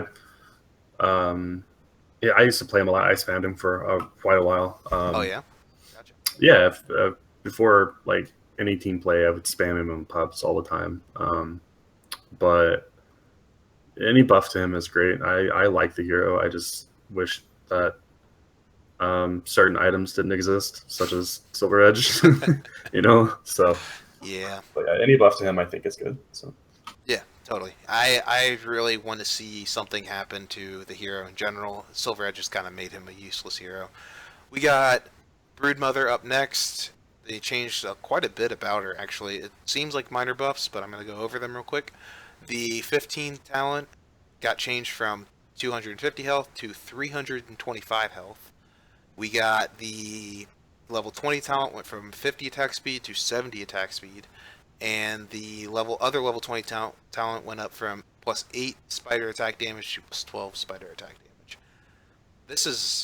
I'm going to come out and say it because I just wanted to talk about this. I thought Broodmother was in a really crappy place. I think this may be the point over the edge where she's not just complete awful god tier. I thought that she was not useless. She was not useful for a while.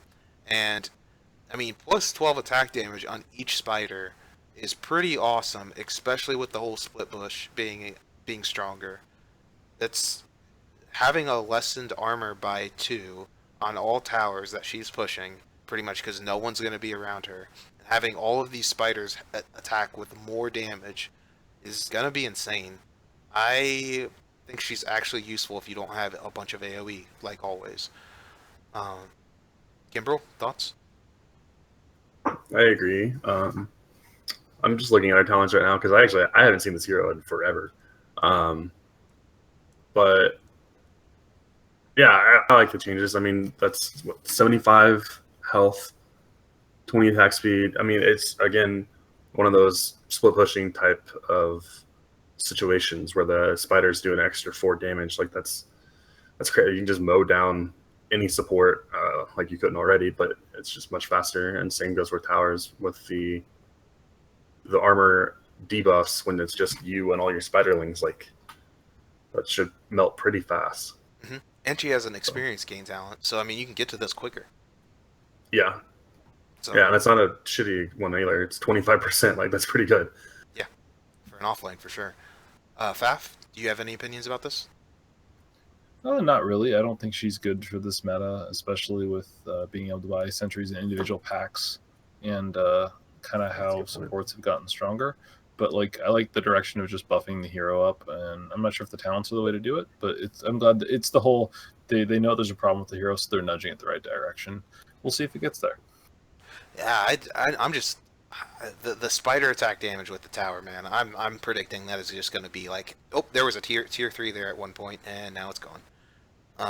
So we also got the classic crowd favorite nowadays. We got Centaur being changed up a little bit. His base armor is reduced by 1. His scepter damage reduction is reduced by 60 to 50%. I know, Kimbrel, you like that Centaur. So do you think that this is a big enough buff that people are going to pick him a little bit less, or do you think that he's just going to stay the monster that he is? I don't know. I feel like the hero's fun, and he's good, obviously. I don't think the stampede damage reduction, it's pretty big, but I don't think it's a reason to not pick him. The base armor makes it obviously just harder to lane and harder to jungle if you need to leave lane. So I still think he's going to be a decently popular hero. Mm-hmm. Centaur Warrunner, though, only had 2 armor to begin with, and he's losing a whole armor. If you're going, I mean, yeah, I don't know. Like when you go into the jungle, I've seen a lot of people just pick up the, what the heck is it called? Quelling into Iron Talon. Iron Talon. There we go. I like pick up the Iron Talon and then your boots with your Aquila boots, or not Aquila boots, Tranquil boots. Jeez. So I mean, you have a decent amount of armor to jungle, but I don't know. What do you guys think? Fafnir, what are you feeling on this hero? Do you think it's going to upset the balance at all? No, because the whole reason he's run is the 10% reduction is not enough. Like 50% reduction globally is why they pick him, and it just means that he's going to be harder in lane. And in the pros meta, like maybe it'll change him from first pick to second phase or something when you can secure him in the lane. But it's I just don't think you go from first pick status to not based on 1 armor cooldown reduction and the 10% reduction, or a 16% reduction in the damage reduction of his ult. So he's still going to be first pick material unless the meta shifts, and then he's not because they figure out how to play around him. But right now, he's still too good. But I don't think his win rate's crazy in the pros, and they don't want to. It's not a Shock way to over nerf. So he still has his place. I hear you. The next hero we're going to be talking about is Crystal Maiden. She didn't get much of a change. I'm just going to breeze over this. She had a change at her level 25 talent, which good luck getting there. Gets increased from 250 to Crystal Nova damage plus 250 Crystal Nova damage to 300 Nova damage. Not that big a deal. I play Crystal Maiden all the time. I think all 3 of us do, and I gotta say, whoop-de-doo. We're gonna move on to Darkseer. Darkseer's vacuum cooldown got an increase of 28 to 32. 4 seconds. Faf, what do you feel about this? it's significant just because Darkseer is always relevant in the meta, but I don't think it's a big deal. Like, you still have your combo. It just means that it's just a little longer for you to get your second vacuum off, like on the exit of the fight, or if the fight lasts long enough, which it often does in Darkseer because you have Greaves and you're just tanky, so you're often there for the fight for a full 30 seconds after you've done your thing. So it's not a big deal. Darkseer's still like first pick offlaner, depending on your team's comfort with him, and so he's going to keep getting nerfed till he's not viable anymore, and he might be getting close. Gimbro, how do you feel about this change? I mean, like Fafnir said, I don't think it's huge. I think this hero's gotten nerfed like every patch recently, like in the last at least 3 or 4 patches. But it's not a huge deal, I don't think. Yeah, I think it's 4 seconds is like it's big, but I don't think it's like huge in team fights. I don't know. Yeah, it's still, if you still hit it, it's still okay, whatever. But that's the thing, is failed vacuum is just going to be that much longer to set up on top of the next creep wave that's going in. So it spells more of a death sentence to me when you have a Darkseer who uses vacuum, especially to try to pick off someone at the edge, like right before a team fight happens, or if you do pick off someone and then you push in and they buy back, it's like, okay, well, we did get the buyback, but we're definitely not getting this tower because vacuum's not up for another like 15 seconds, even though we got to this point and it's going to be X amount of time longer. It just kind of adds that more. It makes him worse in the potential team fight that's going to come up, and vacuum is kind of a too versatile ability to not have it off cooldown that quick and still be useful. So I think it's a giant nerf to the hero. I don't like it. Plus, with the availability of what your helm does, it's just oof. The whole helm nerf hurts him just as much as every other hero. I still think it's useful on him, but he's just kind of gotten to the point where you have to be damn good at that hero for it to be worth it. All right, we got Death Prophet. Death Prophet's getting minor changes all the way through. It's still something to talk about. Talk about though, because there's so many of them. Level 10, her level 10 talent went from +4 spell amplification to +5%. We got her other level 10 ability went from +8% magic resistance to +10. Level 20 talent went from +25 move speed to +50. Her her level 25 talent went from 400 health to 600 health, and her other +25 talent went from +6 spirits to +8 spirits. Kimbrel, thoughts? I like it. I mean, it's a good buff. Each of them are. The movement speed's pretty crazy, like 50 movement speed. She usually buys a Yule's, so that's a fast Death Prophet. I'm not actually sure what to go on the level 25. Like the 600 health is pretty big, but by that time she already has pretty good items, or she should. So yeah, but then the early game, the spell amplification. I don't play the hero often, but I feel like that's what I would pick up since at level 15 you either get cast range or you get a Crypt Swarm cooldown. So I feel like the spell amp is pretty good. Right, for Crypt Swarm for sure. Yeah, makes a lot of sense. Faf, what about you, bud? I mean, what I just think all of her main issues still arrive. She's a squishy mid. Her strength gain is so bad now, and her base strength is so bad now that she just dies to any gank. And since Spirit Siphon's no longer completely OP, she just doesn't function. And the other thing is that the meta, especially with shrines, is all about constant team fighting. Like even if you do like it used to be, even if exorcism didn't work out, you could hurt them so bad they'd have to go back to base. Now they go back to shrine and they can just keep pushing or take the Roche or whatever, and then you don't have your big cooldown. Like any big cooldown hero just isn't good right now unless there's other aspects of them that are just too good. And Death Prophet's just not there yet, even with all these talent buffs.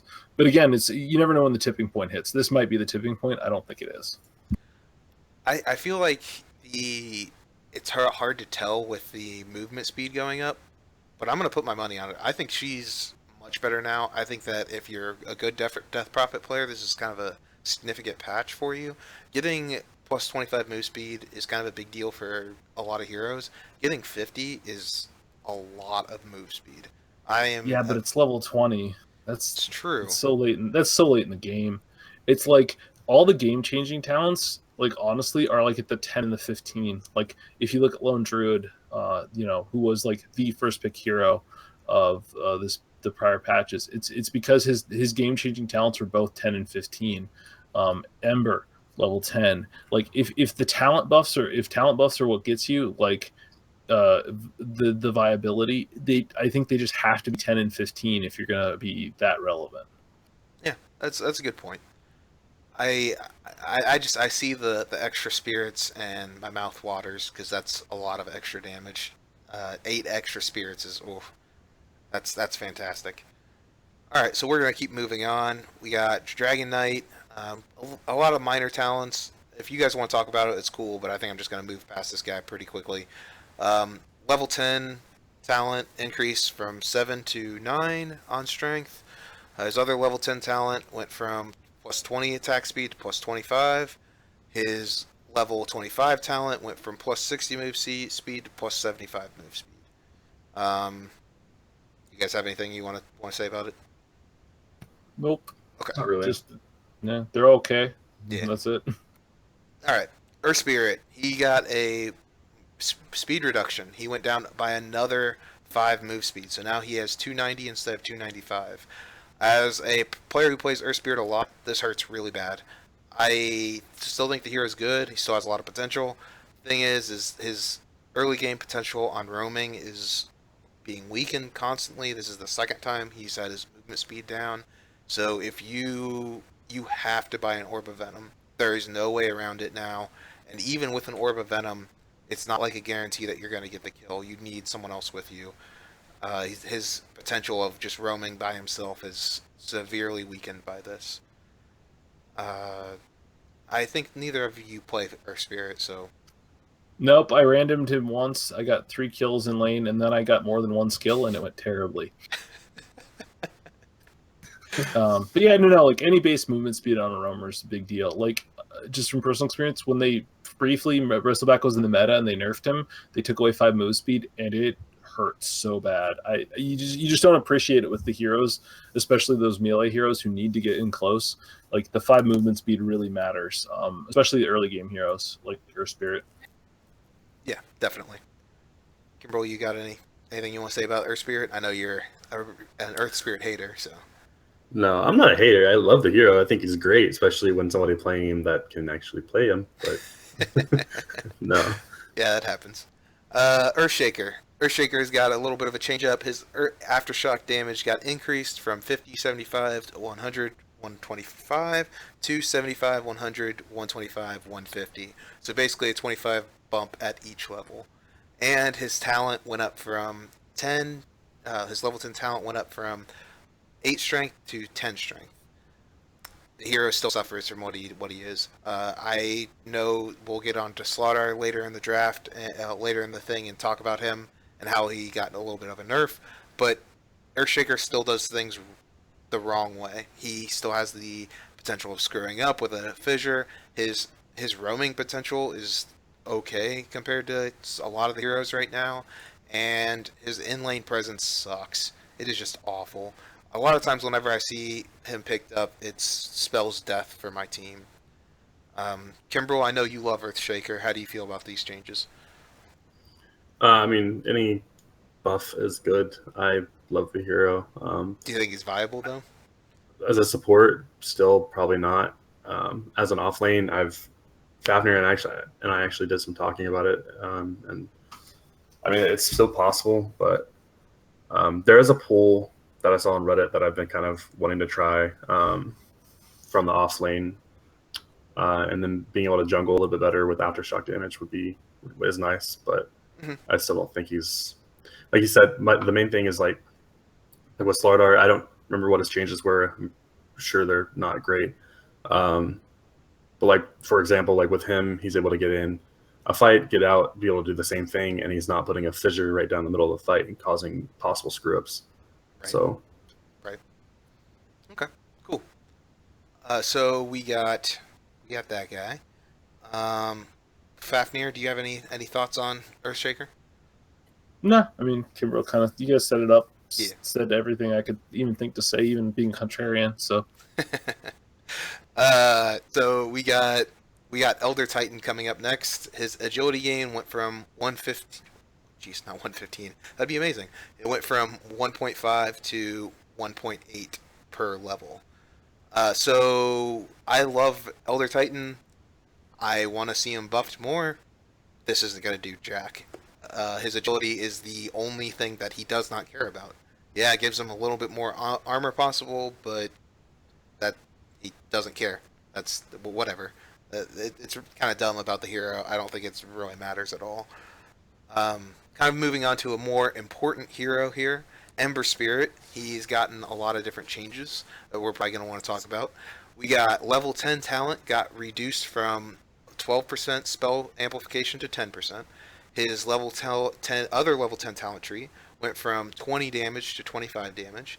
His level 20 talent tree went from increased 8 armor to 10 armor, and his level 20 talent tree went from a 15% cooldown reduction to the plus 500 flame guard absorption. And they moved his 25 talent, which was the plus 500 flame guard absorption, to 20% cooldown reduction. I loved what the hero has potential for, like being like the spell guy, but I think it's kind of silly now. Thoughts on this, Kimbrel? How do you feel about it, Ember Spirit? Um, I'll let Faf start with this one Okay, because it's more of a faff Okay. hero. All right. Yeah, so I think it just kind of ushers in. They're trying to make the spell build up less clearly, like so good. Maybe take the more the right click path. I don't think it's enough because 25 damage just isn't.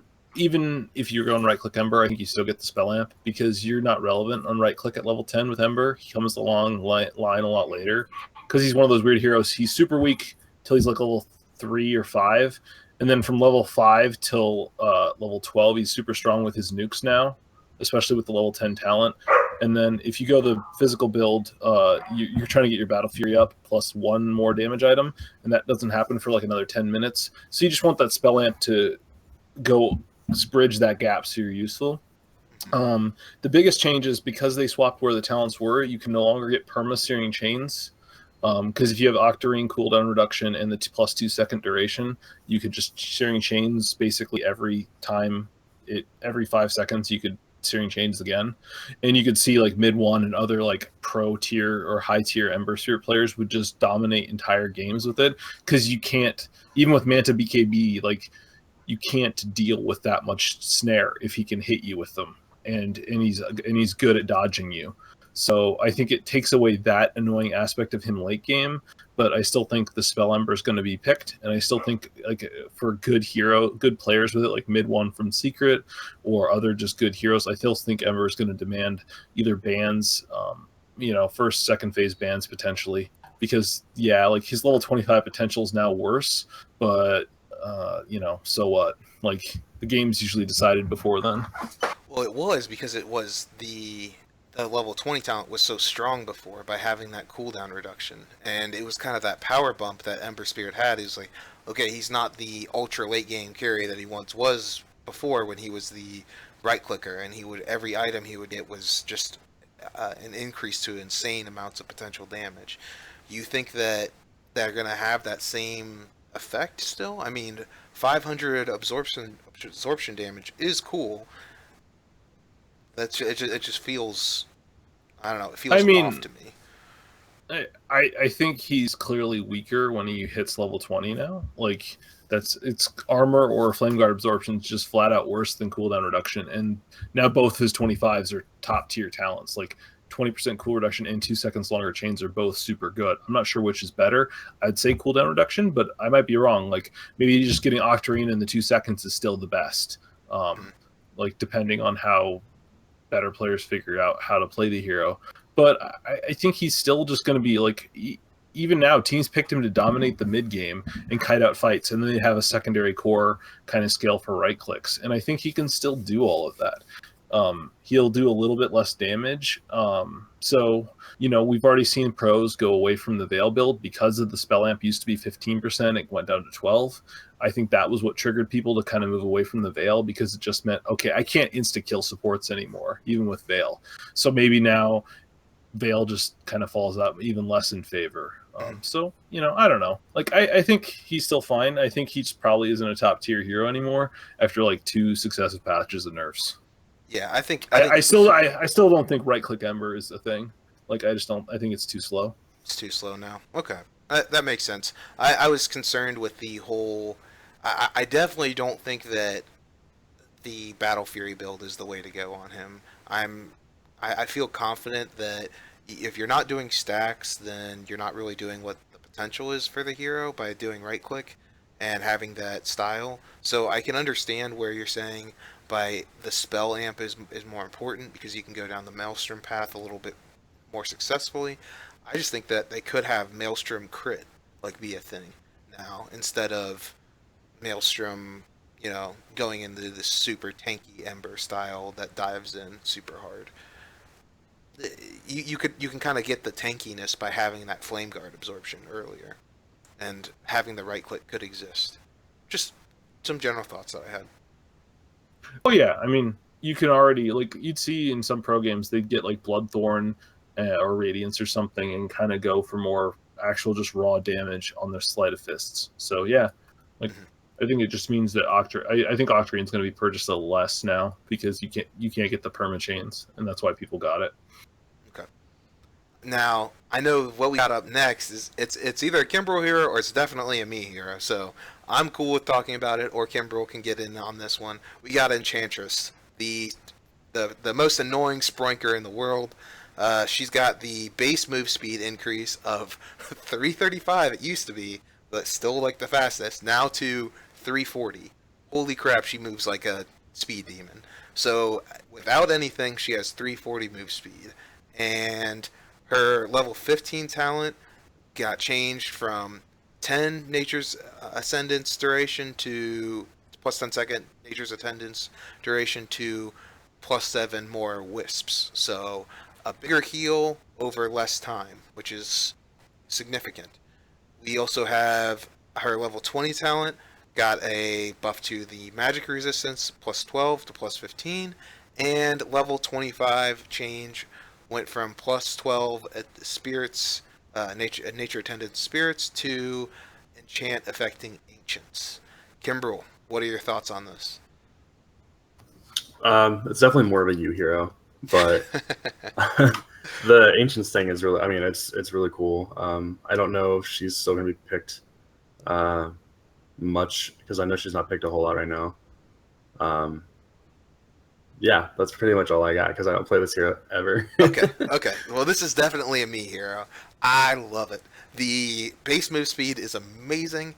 Getting just a Wind Lance early is incredible. If you can get boots, you just run around and you just poke people to death and get easy damage. The thing is that the creeps still move really slow, so it doesn't help in that aspect, but it still gives her the potential of like being able to right click people and move in. So you don't even necessarily need the movement speed. Is just fun to do, and you can get more damage items in general in the beginning because their damage is a little weak, and it's pretty nice for the potential to be able to move around the map, have that ability to kind of quasi farm the jungle and put a lot of pressure into lanes.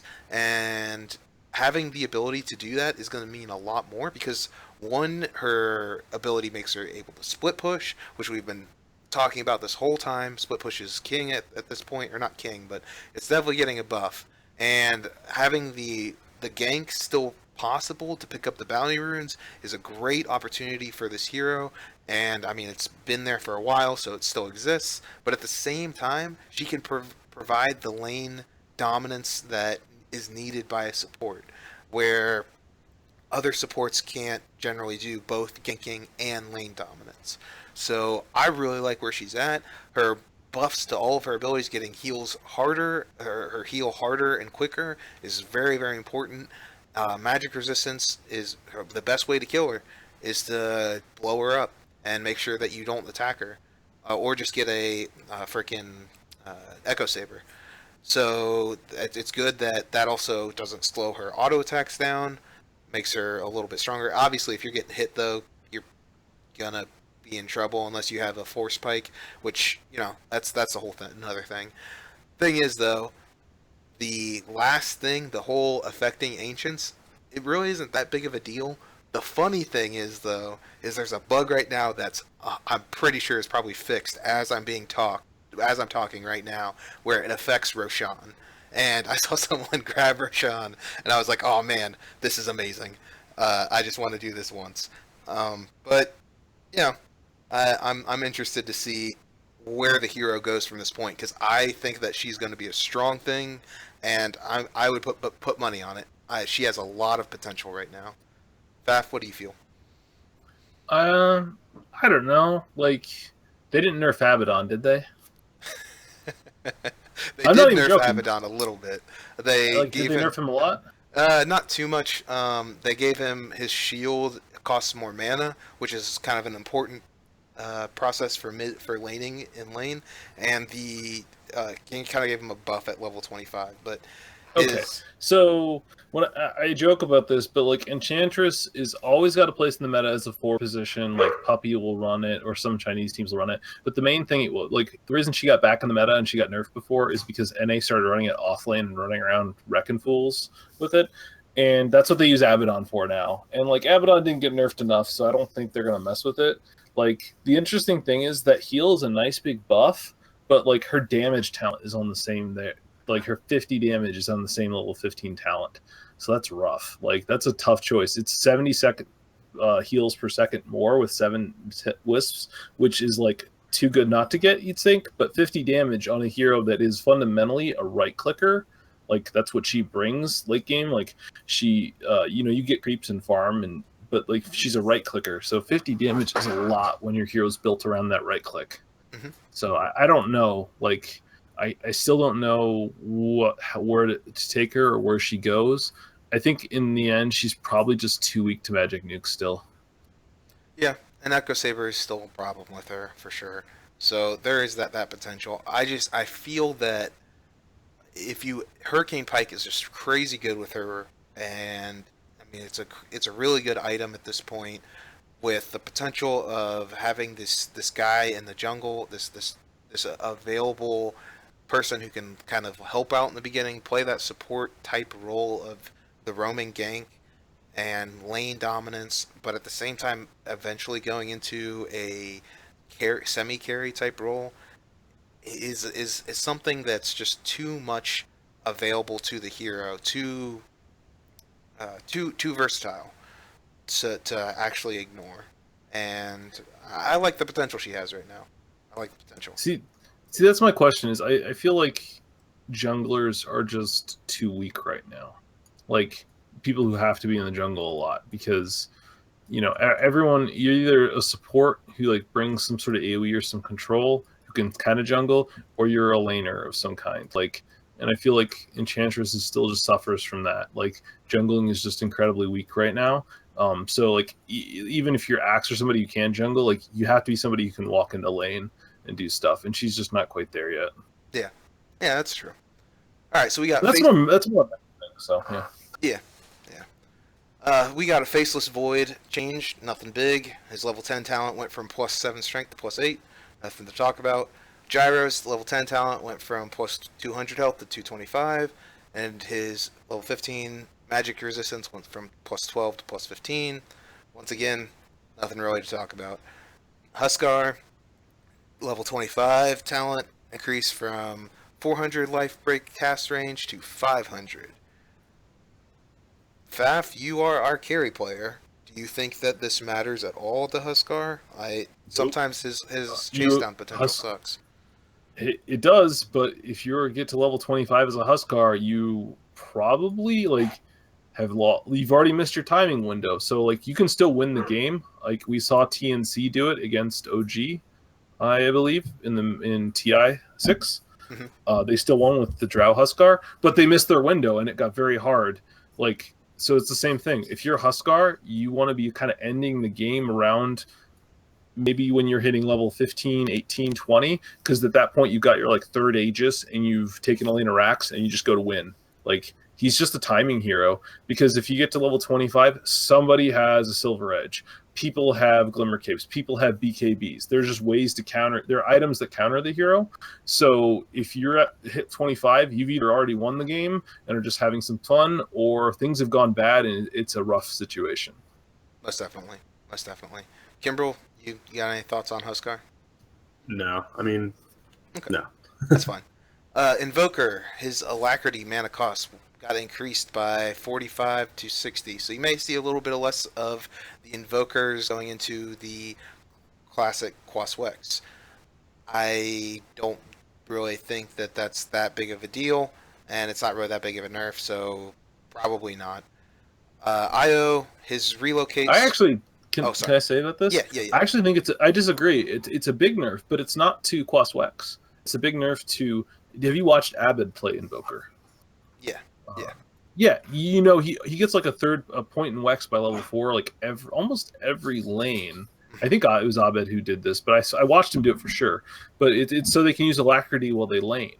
But 15 more mana when you're already invoking, and then using Alacrity to try to secure those last hits to secure that Midas, that's a big mana cost increase. When the mana cost of the spell goes up 1/3 and you're spamming it because it's a low cooldown, low duration spell, and you're using it to lane, like that's a pretty big deal. It's a pretty big nerf to Invoker players who used Alacrity to survive in tough lanes.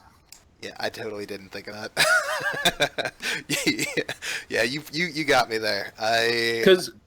Because for Quas Wex, like you can, if you get low on mana, you just Tornado EMP the opposing mid, and then you just get your mana back.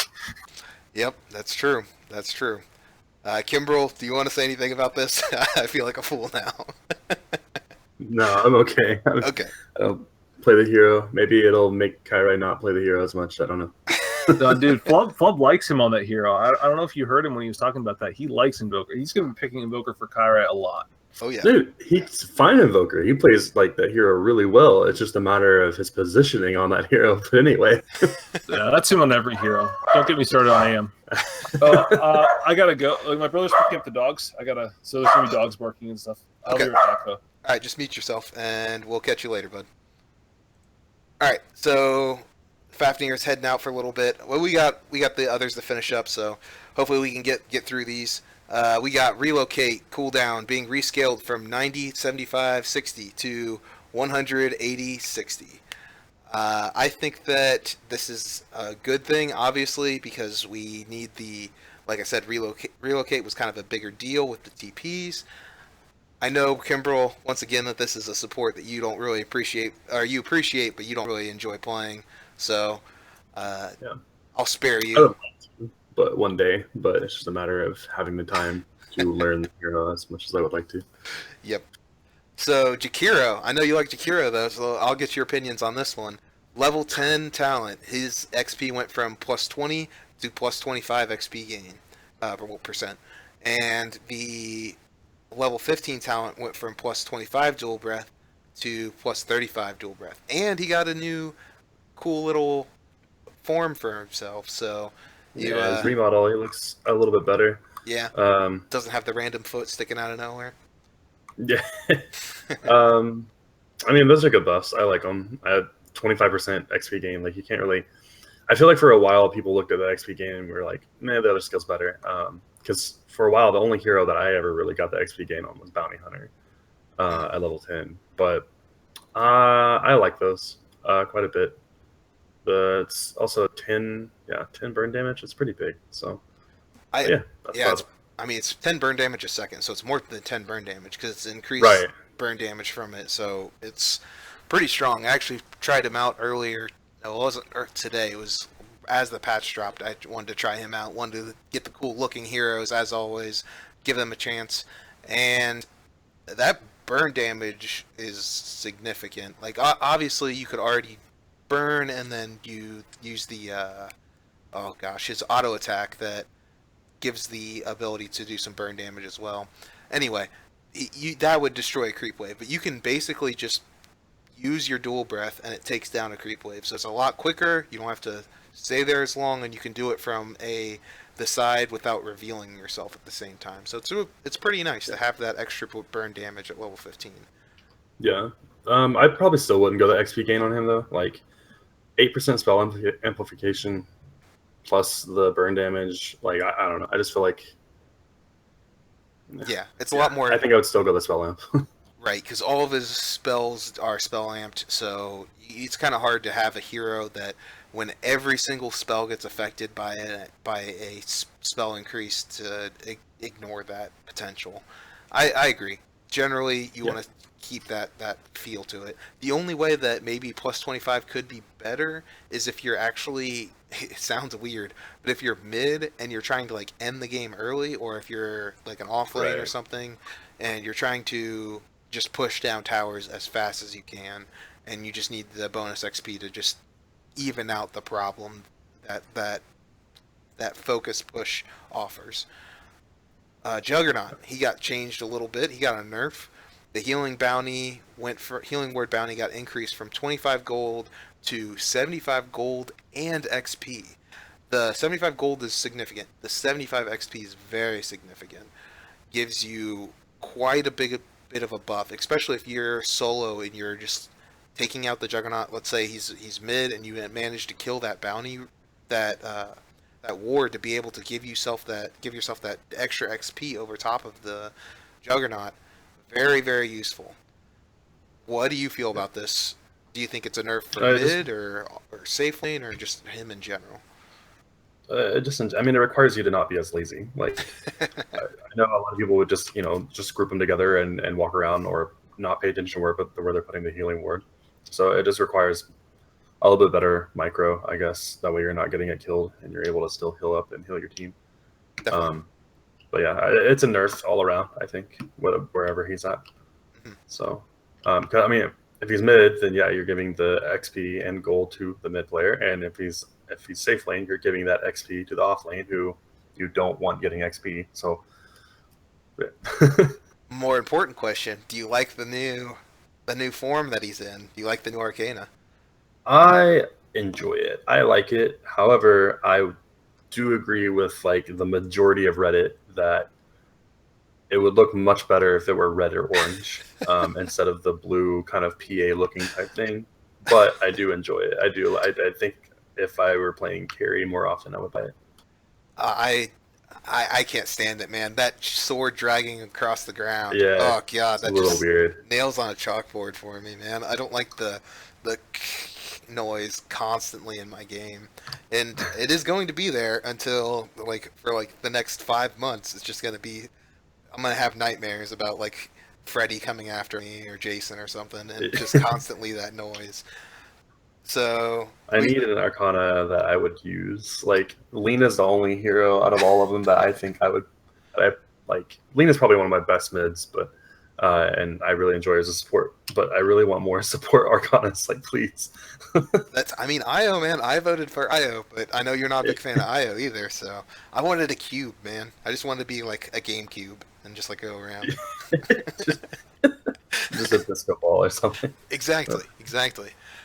So we got Keeper of the Light coming up next, a hero that needed a nerf. He's got the mana leak reduction, duration reduced from 5, 6, 7, 8 to 4, 5, 6, 7. Basically, a 1 second reduction on all levels. We also have the mana leak mana cost increased from 150 to 160. So I'll tell my thoughts because this is one of my heroes, but you like him too, Kimbrel, don't you? Yeah, you can go ahead though. Okay. So the mana leak is something that I was just talking about the other day. I was saying I know that the build is not to do it early, but it's very good in pubs to do it early. Now, this might not be true, because 160 mana is a little bit more. It's not as big a deal. I mean, it's only 10 mana if you're already paying 150. Thing is, though, the 4 seconds at level 1 is pretty crappy, especially for how little mana it takes away.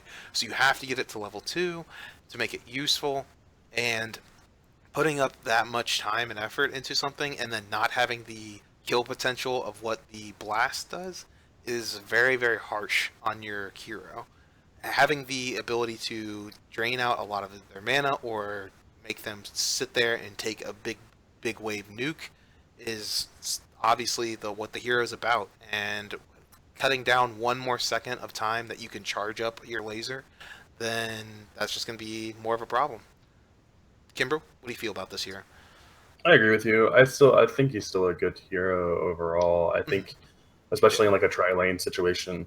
But yeah, I don't know how you would build him skill-wise. I still think an earlier level it would be pretty good, as long as if you're in a tri-lane. If you're not in a tri-lane, then yeah, I mean, like you said, I think you would need the 2 points in it, but then you won't have your nuke, and depending on your carry, like, yeah, I think you might be seeing like different skill builds if it's not in a tri-lane or something.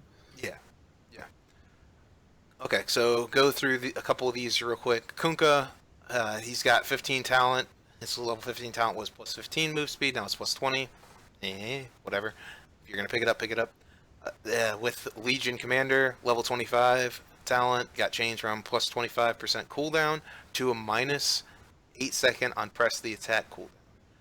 I'm not the biggest fan of Legion Commander, but looking at what she is, I think that it's almost a nerf, right? Because not being able to duel is like dueling more often is way, way, way, way better than getting a bigger minus to your press the attack. Because only 25% Right. is definitely less than that.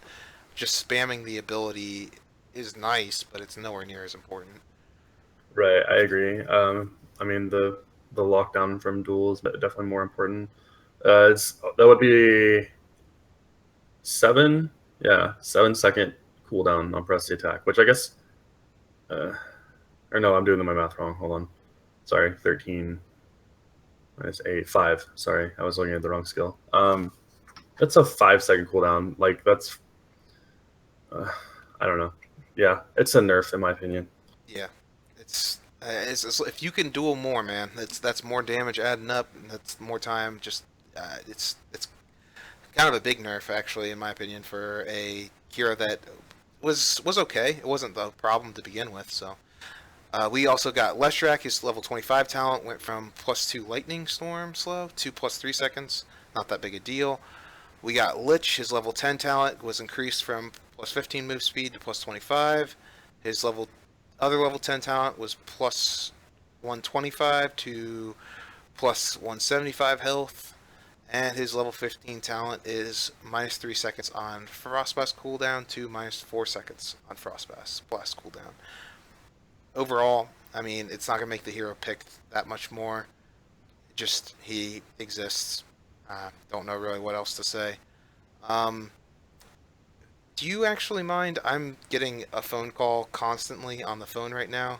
Do you mind kind of finishing, like, going on from this point? And I won't mute myself, but I will be very quiet. That's fine. Okay. All right. So you continue on here, my friend. Okay. All right. So Lifestealer has a base damage reduced by 3. Lifestealer's been a pretty big pick. Been pretty popular, I would say, in the pro games.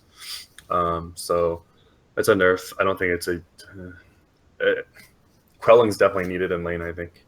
But I don't think it's a huge nerf where he's not going to be picked like ever. Maybe not as often, maybe not as early, maybe he's not like as much of a priority. Moving on to Lina. Lina had some talent changes. Level 10 talent increased from -25 second respawn time to -30, or from +60 light strike array damage to +80. I always get the respawn time, especially as a support. Okay, so where are we? I'm sorry, everyone, about that. That's all right. We're on Lina. I'm talking about the level 10 talents and how I would get the respawn time over the light strike array, even with the buffs. It went from -25 seconds respawn time to -30 seconds, and then +60 light strike array damage to +80. I always get the respawn time as a support, but maybe as a mid you could get the damage. Mm-hmm. I think the damage is pretty strong. You can keep going if you want, or I can take over from here. I'll finish up Lina, and then I'll let you continue. Okay. And then her level 15 talent is increased from +40 damage to +50. It's again better for mid Lina. Mid Lina was like non-existent for a while. I kept trying to force it whenever I was playing mid for a while, but hopefully we can see it come back. She's, I would say, my best mid, so I always enjoy playing her in pubs. And then level 25 talent changed from +1 Fiery Soul max stacks to +40/4% Fiery Soul per stack. I think it's a pretty good deal. Yeah. I don't know. I mean, you play Lena probably a little bit more than I do, but it's a lot. Am I reading that right? Like, yeah. Changed from +1 Fiery Soul max stacks to +40 Fiery Soul per stack. Yeah. Okay. So, oh wow. Yeah, it's you are very, very, very fast and very, very, very, very fast at attacking and move speed. It seems like you are race car. Everyone's just turning into race cars, man. Sounds like fun. And we got the. I don't know. I think the respawn talent's really strong, especially mid, having that potential to come back, or even as a support. Um, Damage, if you're getting the damage talent with the new fiery stack, it's really strong. I I could see right click Lena kind of becoming a thing. Yeah, dude, you're going for like at level 25. But that is the thing, is You're, it's a level 25. So right, exactly. I'm just thinking like that's you're growing from 85 attack speed bonus per stack to 125. That's pretty solid, especially as a right click Lena. Anyway, all right. yep, yeah, yeah. It's impressive. It's a big bonus to what the hero does. I think that we could see more right click Lena with this potential. I also want to see more. I mean, 30-second respawn timer at level 1 is a very strong talent to take. I think that the potential of her maybe being a support with having some type of setup is actual possible, with the roaming potential being lessened at this point. Having the classic tri lanes that depend on each other could be kind of a strong point here. Moving on to I, line. Okay, sorry. Go ahead. sorry, I was just gonna say I really enjoyed the tri lane that we had the other day with her when I played her. Like I said, I love the hero, so I enjoyed playing her. Um, I was just mentioning personal experiences. I used to build Deso on her a lot too.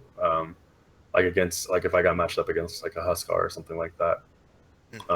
Like the right click Lena always felt really powerful. But no one ever takes it really seriously. So. Most definitely. It's a lot of times people find a lot of problems with it. The thing is though, I feel like it's one of those things where, I mean, other people are going to be like rolling around in their grave just by me saying this. It is a thing though, and it's kind of nice to have that hero that transitions from this high spell damage into a right clicker and able to kind of deal more damage and be that person that is more important than your team than just a person that just deletes a hero. Like, it's really cool to build Lena that when she just goes in and, okay, we put him up in the air, easy stun, easy kill, I'm going to run around the map. What Bulba did in the qualifiers was really interesting. I just like to see the right click come out a little bit more. It's a little bit more fun. The other way to build it is like what you're talking about is something like Mirana. I mean, like if Mirana can go right click now, I like right now, especially if like you have a drow or something. But I see a lot of people going Ags, farming up the Ags, and then the Ags helps you farm other items, and people just go like Maelstrom, Butterfly, and Diffusal or whichever, and turn into more of a right click than the nuker that you see a lot. Mm-hmm. And So. that's fun. I want to see the transition builds more.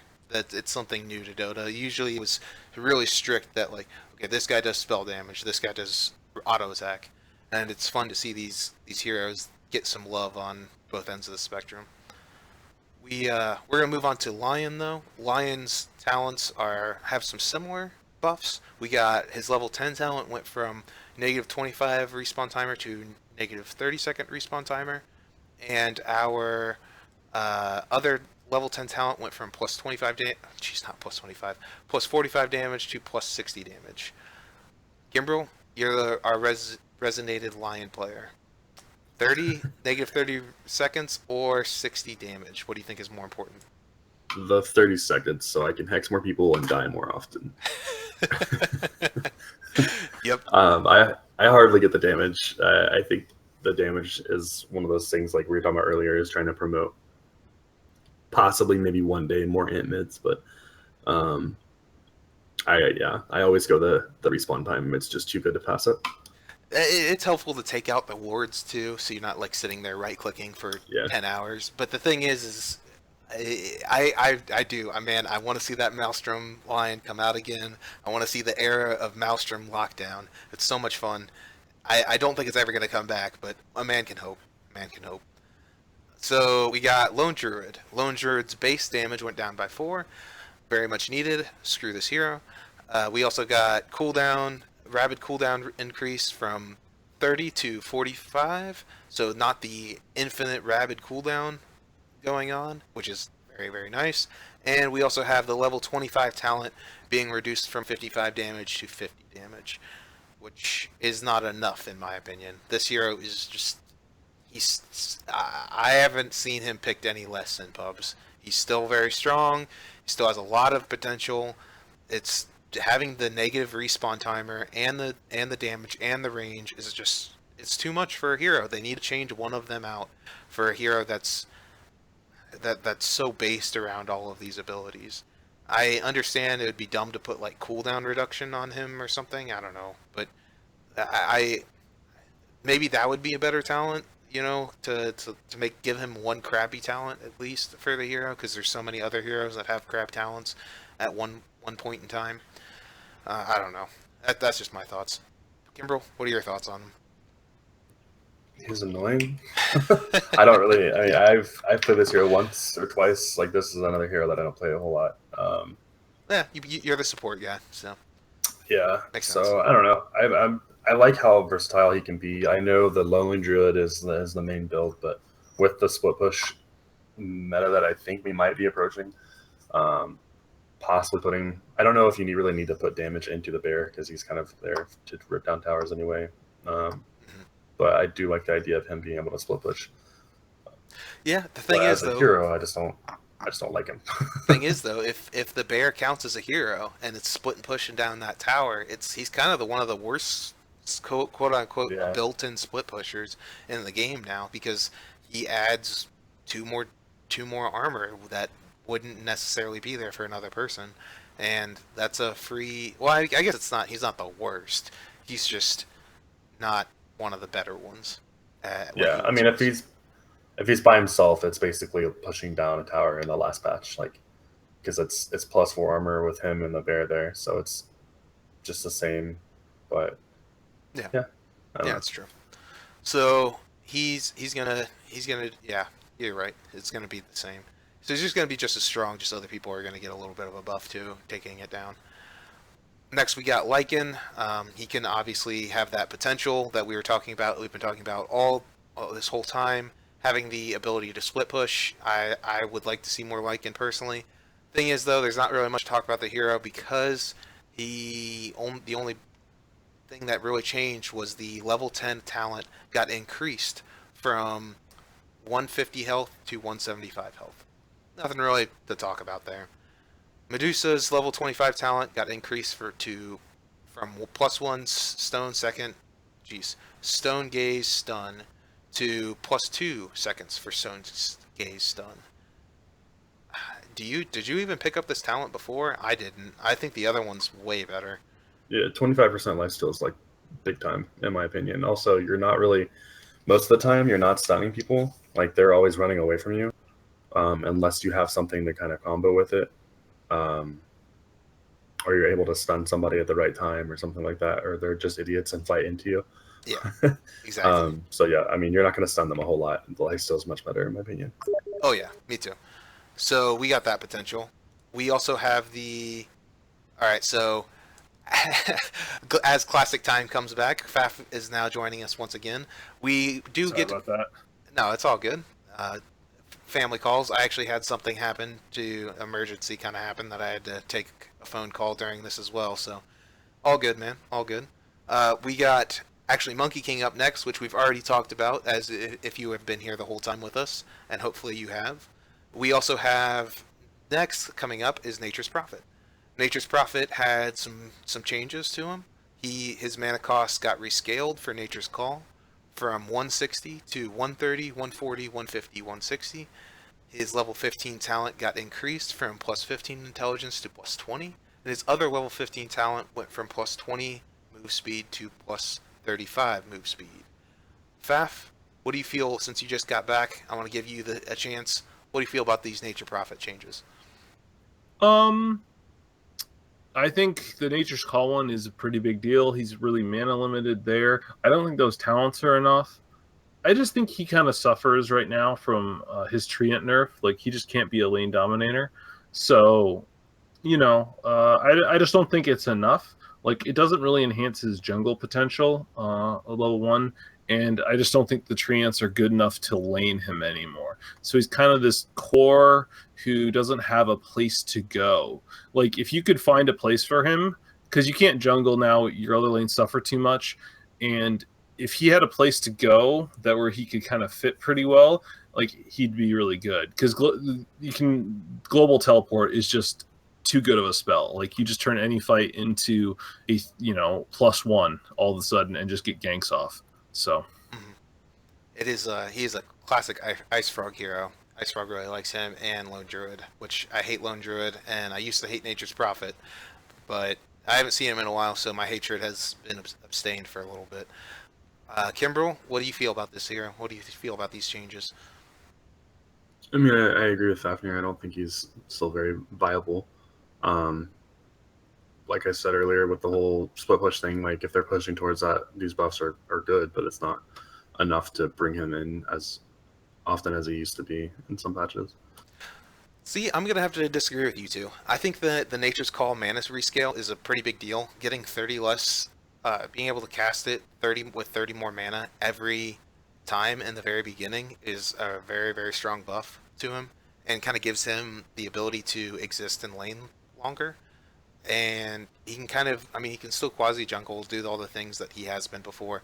The main problem was that it was 160 mana to get 2 treants, which suck. So if it's only 130 mana to get the 2 treants, that's not that big a deal. And if he's more about going into lanes and helping people out, maybe that's the way to play him instead of the potential split push that he is. And then he kind of split pushes when you get to the level 10 part of the game, and he kind of is a more of a guy who kind of helps out the farming for everyone else, and is more a less greedy offlaner in the potential situation, which is kind of leaning towards anyway in the current meta. Having the guys like a centaur and things like that are more about helping everyone else out with their items than it is about helping the individual, even though they are still technically farming. Do you is there anything that you think that maybe the 30 mana would make a difference? You don't think the 30 mana would make a difference at all in the beginning? I just don't think so, because like it just helps him farm and lane. Like, once you max treants, you always max treants on the hero. It's just what you do, because that's how you bring the most presence. They're the strongest, earliest in the game.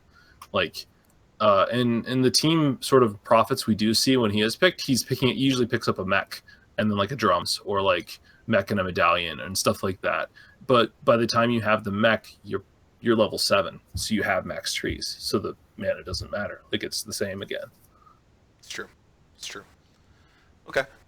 Well, we got a Nyx change. We got Nyx Assassin coming up next. His Spike Carapace cooldown went from a rescale of 22, 18, 14, 10 to 25, 20, 15, 10. A little bit of a nerf. I think that the Spike Carapace cooldown is crazy long in the first few levels anyway. Having it make it a few seconds longer isn't that big of a deal. He doesn't tend to last. He gets in there, blows someone up, and he can hopefully use Spike Carapace to get away the first time he uses it, just to stun people out long enough to then go away. What they're doing to it for the rescale doesn't really affect him that much for this second cooldown. Other ones on other abilities would be much bigger to hurt the hero. So we're gonna go to Faf. Do you have any ideas on this one, or basically same thing? No, it's just a minor nerf. I don't think there's much to talk about. His laning's a little worse. That's it. Like, you max Spike Carapace second anyways, like in almost all situations, unless you're mid for some in a specific counter pick situation. Mm-hmm. So yeah. Okay. Kimbrel, same thing? Yep. Okay. Ogre Magi. We got a base move speed reduction of 290 to 285, really hurting these melee heroes that wanted to get up on top of people and cause havoc. We also got a Bloodlust mana cost increase from 50 to 65. These are some major nerfs. What do you think about them, Kimbrel? I mean, like you said, as a melee hero, any movement speed reduction is not great. And you guys talked about the just the 5. You don't really appreciate how much of a difference that is until you lose it. So I feel like Orb of Venom is definitely an item for that hero. When Lace 2, I think. And then the Bloodlust mana cost. It was so easy to just kind of walk around, even in the early game. You just go 1/1/3 and just walk around and be your walking Bloodlust. So I feel like it's not as easy to do that right now. So yeah, that's pretty much it. Faf, I know you're Ogre Man. What do you like? Yeah, I mean, I think he can still do what he does. He just does it a little worse. The movement speed's even more significant for him because Bloodlust is it's a percentage mana movement speed increase. So 5 less on a base movement means you're just because you Bloodlust yourself usually. In most level 1 situations, or at least certainly level 2, you're Bloodlusting yourself to go in and get those right clicks off and apply the Orb of Venom. So it's a bigger nerf than it would seem. And the mana cost is pretty significant early game too. Because I know what initially got him into the meta was when I think it was like from 100 all the way down to 50 or something like that. It was much bigger reduction in this, and now they're kind of reverting it a little bit. So a big nerf on him, but he's still an incredibly good hero if you just have somebody carry who can use Bloodlust well, because he secures lanes, and then as long as you're Bloodlusting, you're a useful hero. Right, and it just makes it less spammable. So he's, I feel like using it to farm isn't as going to be as popular in the beginning. Whereas like you could kind of use it on your carry on like a Luna or something, and it would just help her get through the creep camps just a little bit quicker, and kind of give you that more of a potential. Whereas now you may want to consider holding on to that mana and using it on yourself so that you are able to gank in the future. So we're going to move on to Phantom Lancer. Phantom Lancer has his Spirit Lance illusions now give the same consistent 5 bounty as Juxtapose. Okay, so it's the same bounty as the Juxtapose illusions rather than scaling with levels. And I'm in minor buff. It's something that should have existed before. They shouldn't have made one illusion cost a lot more. It seems dumb. Yeah, honestly, it was basically they changed the Juxtapose as a buff, and they forgot to change the Spirit Lance. So it's almost a bug, because once his Spirit Lance illusions aren't significantly different from Juxtapose ones. They have a little bit different stats and duration, but honestly, like, they're not that different. It makes the Ags build viable now, though, because it is viable for what it does, but it became unviable because once people realized that those things gave 30 gold each, once you had some levels, like, they would just use their nukes and they would just get 300 gold every time you used it to push a wave. Like, you could get a Lena become like a 6-slotted if a Phantom Lancer was using it not very cautiously and just fed those illusions. But so now 5 gold doesn't really matter, and the Axe build just lets you farm and push waves so fast.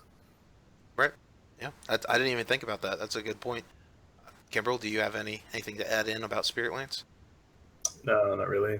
Okay. It's another carry here. I keep doing that to you. Sorry, man. All right, so then we're going to move on to Phoenix. I love this hero, so I'm definitely going to talk about it real quick. The level 15 talent went from plus 90 gold per minute to plus 120. Very needed. 90 gold per minute is generally the level 10 talent, I feel like, more often than the level 15 talent. And if it's not, then I don't generally pick up 90 gold at the 15 talent. It's not that strong, really. It may be a lot better now that the gold has been reduced by 10%. So there's that going for it, but 120 at level 15 is definitely worth it for Phoenix, who is in desperate need of items, for sure. Kimbrel, do you have any feelings on Phoenix? Not really.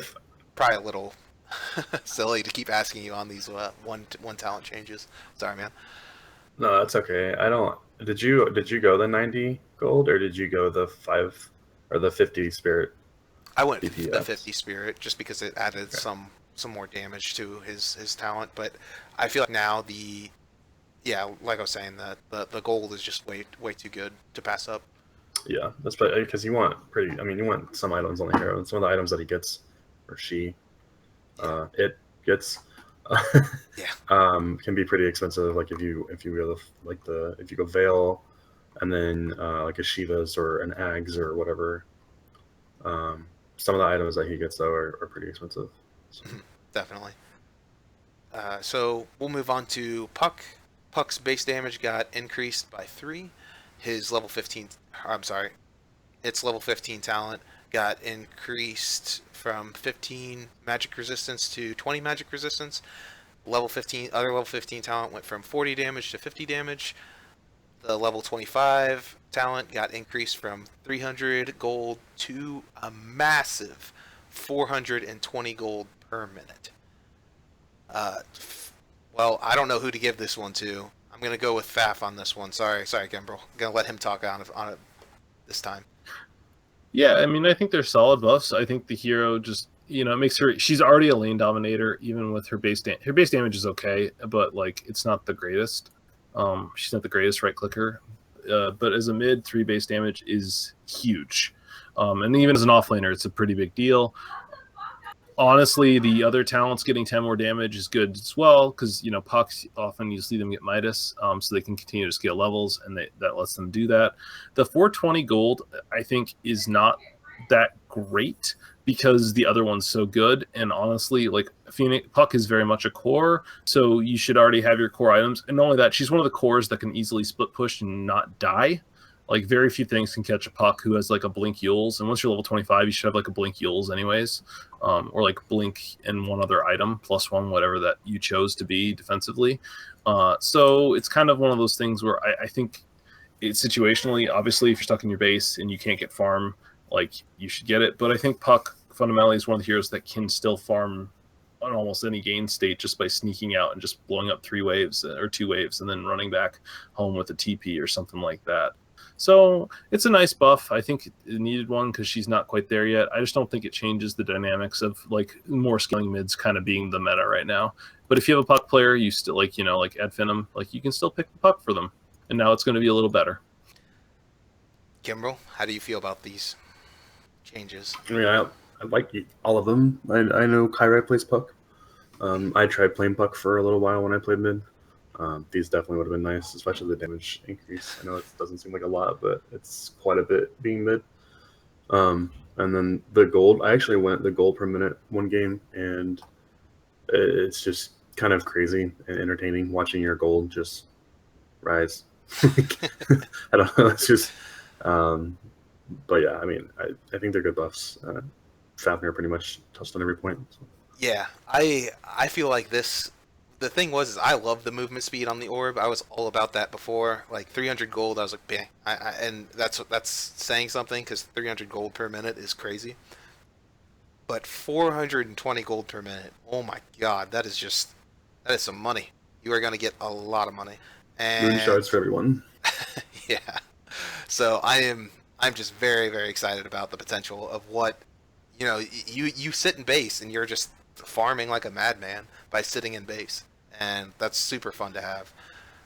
All right, so we're gonna move on a little bit quicker. Pudge, I'm the Pudge man, so I'm gonna talk about Pudge. Meat hooks, they've been reduced from 1,600 speed to 1,450. It's gonna screw me up for like months. I hate this. I don't like when they mess with my speeds. I'm gonna be super bad. With Meat Hook, no longer pulls invulnerable heroes. So like we were saying with the Bane, you can put him to sleep, and in that first second, it actually doesn't hook where it used to before. You can't hook people out of tornadoes, things like that. So there's a lot of potential on what Pudge can't do with his hook now, which is okay. It's needed. It's a silly ability for those reasons. When you stone someone, they're invulnerable, right? Right. So you can't hold combo stones. someone with the Ags or a Spirit and then hook them into an even worse position after you kick them, right? Right. But I mean, if you time it right, you could still hook them technically when they become a person again. Oh, right. And they're still out of position, and then you just hook them. But yeah, like I was just trying to think of other invulnerable states, and Stone Form was the one that popped in mind. And you play Earth Spirit, so I figured you'd know. Oh yeah, definitely. So yeah, you can't do that craziness with Pudge and Earth Spirit anymore.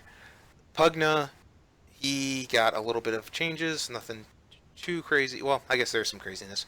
Pugna got level 10 talent, got changed from 150 to 225. His level 15 talent went from plus 12 strength to minus 1 second on Nether Blast cooldown. And his other level 15 talent went from negative 25 second respawn time to negative 35 second respawn time. Faf, as our carry player, what do you feel about this? Pugna, do you think? I think the change to Nether Blast cooldown is a massive buff. That talent change, Nether Blast is his primary damage is his ult, but Nether Blast is how he farms. So anytime you reduce a cooldown on a farming spell, and it's also what you push with, so any cooldown reduction on that is hugely significant. 75 health is a lot for a Pugna as well. You almost always would go the health just because you get damage from Aether Lens and your Ags, but you just need, like, Pugna just needs health so badly, especially at level 10 when he is a very squishy boy, even if you're playing him as a core, and I think core Pugna is like the way to play him for sure.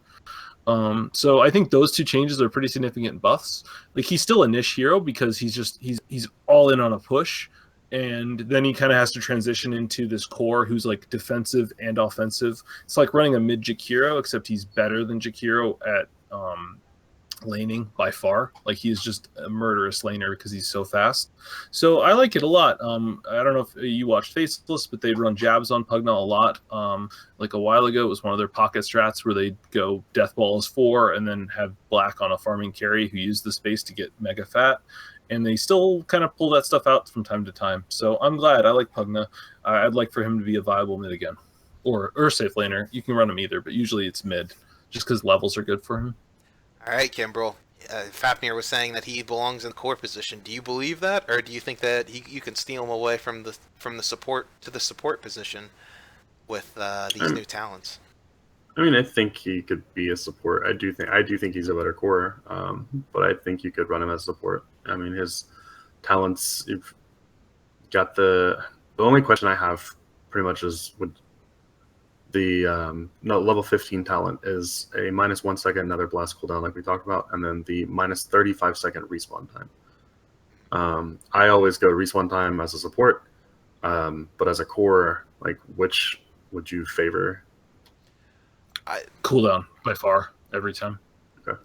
See, I was interested because you technically could get more out. Like, if you die in a team fight, it's not the end, and you don't necessarily have to buy back to push down a tower. You can just respawn time, and you'll be up before their cores, and then you can get close to and Nether Blast a few more down. I mean, Nether Blast, it's a 20% cooldown reduction on his primary nuke spell that he farms with and does damage with in fights and sieges with. Like, it's just too good. And not only that, like, just statistically, respawn times are, in general, the worst talents. Like, it's fine if the other option isn't good, but when it enhances your core kit so much, a 20% more Nether Blast is so much when you're pushing. Yeah, I'd agree with that. Alright, so Queen of Pain, we're going to move on to her. A little bit of buffs here and there. She got the level 10 talent, got increased from plus 6 strength to plus 9 strength. Other level 10 went from 20 damage to 25 damage. Other level 20 talent went from 200 health to 300 health. Level 25 talent changed from negative 3 seconds on Shadow Strike cooldown to removed Shadow Strike cooldown. So you can just spam that Shadow Strike. Interesting. I don't think it actually reapplies, so you can't just, like, do massive amounts of dot damage on someone. It just reapplies the duration on them. I think it's cool. I don't really think it's that crazy. Kimbrel, what do you think about it? I mean, I don't think the talent's great. It still has a decent cast time, and it's I don't know. I just level 25 in Quap, I don't see that being used very often. I don't know. Maybe if you're, like, defending high ground, it would help a lot. But in general, I don't see it being that effective. Faf, what about you? They buffed all the talents that were bad already. Like, so who cares? Like, so to give context, 9 strength's great, but the other talent's 25 damage. Quap is large. Like, yeah, she's a spellcaster, but she right clicks a lot, and she has good base agility gain. and a good attack animation. So you one right click. So 25 damage is way better than 9 strength because you can buy strength items, but like damage items are kind of harder on her. Then her other talent, the health talent, is 100 attack range compared to the newly buffed health talent. Again, once you hit level 20 as Quap, your Sonic Wave and your Scream of Pain don't do nearly as much damage. They aren't as relevant. You have to become a right clicker. So 100 damage means you don't have to buy it. Like, she's already a 550 attack range hero. So that just kind of boosts her up. It's like a built-in Dragonlance, and you don't want a Dragonlance on her anyways, or a Hurricane Pike. So that just means that it's like a free slot because it's something else that you can't get in her kit. So like the extra health, who cares? You just need to take attack range. And the Shadow Strike cooldown is the only one with potential, but I kind of agree with Kimbrel. Plus, again, the alternative is 70% lifesteal. That means if you save since the Sonic Wave is no longer like at level 25, it doesn't like one-shot anyone. It does 470 pure. It does 550. Yeah, 555 pure damage with Ags. So that's a nice spell, but it's not like an insta kill. So you often wait to use it to finish people because it's like a big range. Or like honestly, once you have the spell lifesteal, you use it as like your satanic. You just people are fighting. You've used your other spells. You then hit 2 or 3 with the wave, and all of a sudden you've got an extra couple hundred health, and with a hero like Quap who has a low cooldown blink, a couple extra 100 health that comes a little unexpected means you blink out of position and then you can re-engage, or you can blink finish someone off who's in the back lines. Like, it's just her other talents are really good, even though the hero isn't really good. So I think this is kind of like, let's buff the hero, and they buff the talents, but they didn't buff any of the talents you want, so you didn't buff the hero. Yeah, it makes sense. She still suffers from what she suffers from, and the talents that are changed aren't really going to help that at all. The next hero I'm very excited about, Razor. Razor is one of my favorite non-support heroes for sure, and his level 10 talent got changed from a plus 15 to plus 20 move speed. His other level 10 talent was plus 10 agility, went to plus 15. And now Eye of the Storm Scepter now hits shrines instead of ignoring them. I thought that was the reason why people are not picking him. I really like Razor Ags. I think it has potential right now, especially if it did hit shrines. But when it wasn't hitting shrines, it was a huge problem.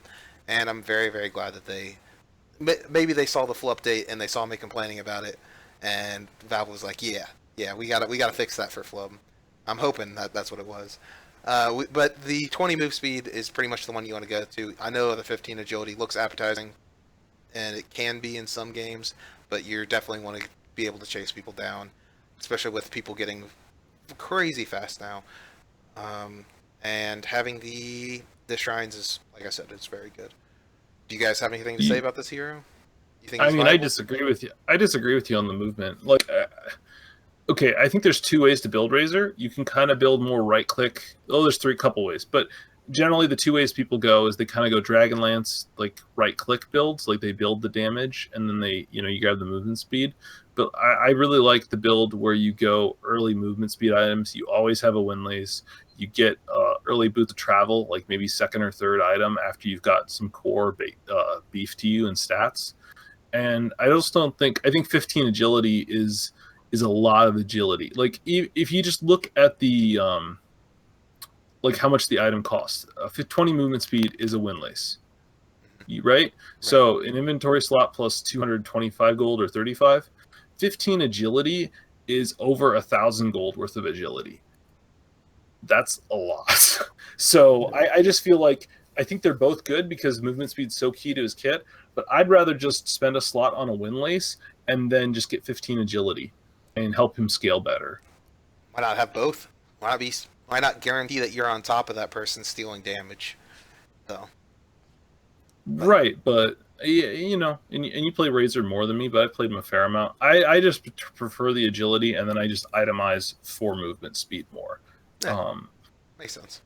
Because the thing is that you can get to max movement speed on Razor with his passive without the talent fairly easily, with good items, with just Boots of Travel S and Y, and then like one other movement. Like, so I think it's like Manta or S and Y plus Boots of Travel almost gets you there. And then if you just have like a drums for a little while or something, like you don't need the 20 movement speed to basically hit the cap. Yeah, that's true. It's just harder to go into the Aghanim Scepter when it's useful in, and I think it's has a really good spot right now, especially with where the towers are and being able to have some health for split pushing. So, uh, to each his own. I think that agility has its place for sure if you can guarantee that you're going to get that farm, and you can't always Yeah. guarantee that if you're going to be Razor, because a lot of times you need to put yourself in a really hard position so that you're denying someone else farm and experience by stealing stats from them. Him as a one is just garbage in my opinion. I know, I know. In what was it, TI 5, they ran it as a core one position, but uh, that's not worth it. Well, that was very different. Remember, his plasma field did a lot more damage then, always, and his ult would persist through death. So you get Ag's Aegis, and you literally could not stop them from taking your axe. Yeah, that's true. Yeah, so it's the old hero. If you give old Razorback, I guarantee you teams would be first or second phasing it as mid because it wins lanes, and then you could just deathball people with the Ag's Aegis. Right, right. It's true. The do you have anything that you want to add, Kimberly Razor? I know you're not the biggest fan. No, I mean I enjoyed him whenever I played mid, but I would probably go with the agility. I think just the way I built him whenever I played him mid. Just ganging up Yeah. on me. I see how it is. I see how it is. All I right. played him a little differently, I think, because I went like with a Deso after S and Y or something like that, and I just felt like I don't know. I feel like agility would be better, but Okay. Yeah, that's cool. All right. So we got Rubik. He's got a different attack range now. He went from 600 to 550. I mean, obviously that's a nerf for a little bit. It still doesn't change the core of what the hero does, and he's all about his spells anyway. His minor harassment is not that strong to begin with, so whatever. Yeah, not worth talking about. Yep. Shadow Fiend got changed up, so his actual 25 talent is worth it. He got 7 seconds on raises. He gets plus 125 damage to his raises. Thoughts on this, Faf? I think 'cause it's the range is his other 25, right? Yes. His attack it's range? his attack range. Yeah, I like it overall. Like it's kind of it's. I think it just depends on what you're going. Like if you're building a right click build, I think the ability to replace a Hurricane Pike while still having that range is really good if you're the sieger. But the extra shadow range damage means like if you're ahead or if you're going more like the Ags and you got on the spell amp and you've got like Ags BKB refresher, like so you're not actually right clicking people, it just makes that talent really good. Because before you just wouldn't get the shadow raise cooldown because it's too hard to like hit that many raises. Like having shooting out all those raises isn't the problem. You just need to deal the damage, and so you want more damage in the same period of time. And now this does it. So if you go that Ag sort of refresher spellcaster build, it just gives you a little more scalability. So that's nice. I still think right click Shadow Fiend's the best because of the presence of the Dark Lord remains one of the best skills in the game, combined with his natural damage. Yep, definitely.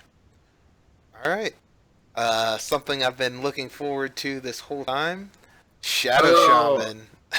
I can't be here for 2 hours of just Shadow Shaman, okay? Okay. All right. So, Shadow Shaman. I'm going to give a quick lowdown to everyone who doesn't know. Base armor got increased by 1. Fantastic. Gives him a 100% increase. Base attack range reduced from 500 to 400. His base attack damage increased by 18. 18, people. This is great. And then his level 10 talent got plus 15 move speed to plus 20. His other level 10 talent got 150 to 175 health. Whatever. But the 18 damage. Alright, he is a viable mid now. I am going on and I'm saying it. He's going to be a mid. And I don't want to say I'll eat a sock because I really don't want to eat a sock on camera or anything. But like I am that confident that I would basically win the bet on this point. The thing is like he does so much damage. He outlasts a lot of people. It's hard to get used to It's something that I'm still trying to get used to. Because 80 damage is a lot, and to see that potential with his auto attack, it doesn't mentally click with me yet. But when people start to figure it out, it's going to be really hard to stop. He doesn't have the same harassment potential by having an attack range of 40. I'm sorry, not 40, of 400. So his potential as a support isn't as strong in that area. But making sure that he can last hit gives him the potential of he's just outlanes someone 1v1, and his potential for split pushing is incredible with the reduction on towers. His wards are actually worth it. His nuke at 140 damage at level 1 is insane, so you can use that to harass while he's last hitting. So he has a lot of potential in general, and he can force people out of lane and at the same time push down towers. So that sounds like a mid to me, if I've ever heard one. Okay. So, all right, go ahead, Faf. You're the one to talk first. You're good. I just have to ask you, is Lena still a mid? Maybe. I think that's where I feel like Shadow Shaman, because I feel like Lena is in the same place as Shadow Shaman.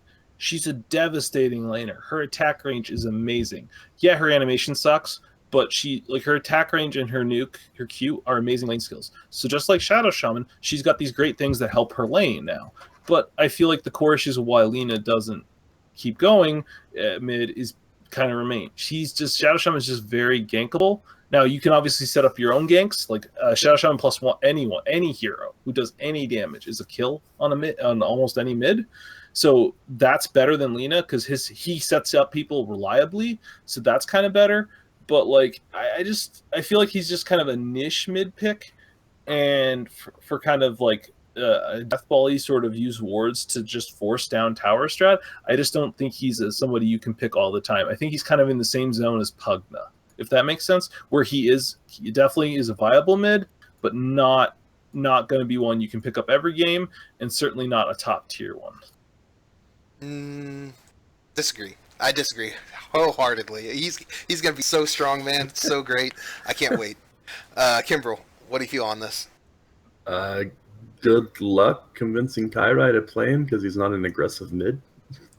I guess he could be, but I don't know. Just it doesn't seem like his play style. But in general, like I agree with. I don't know. He can mid, and as I would love to see that because just the inner, like I don't know when 7.0 came out and I was so excited thinking all these int heroes could start midding.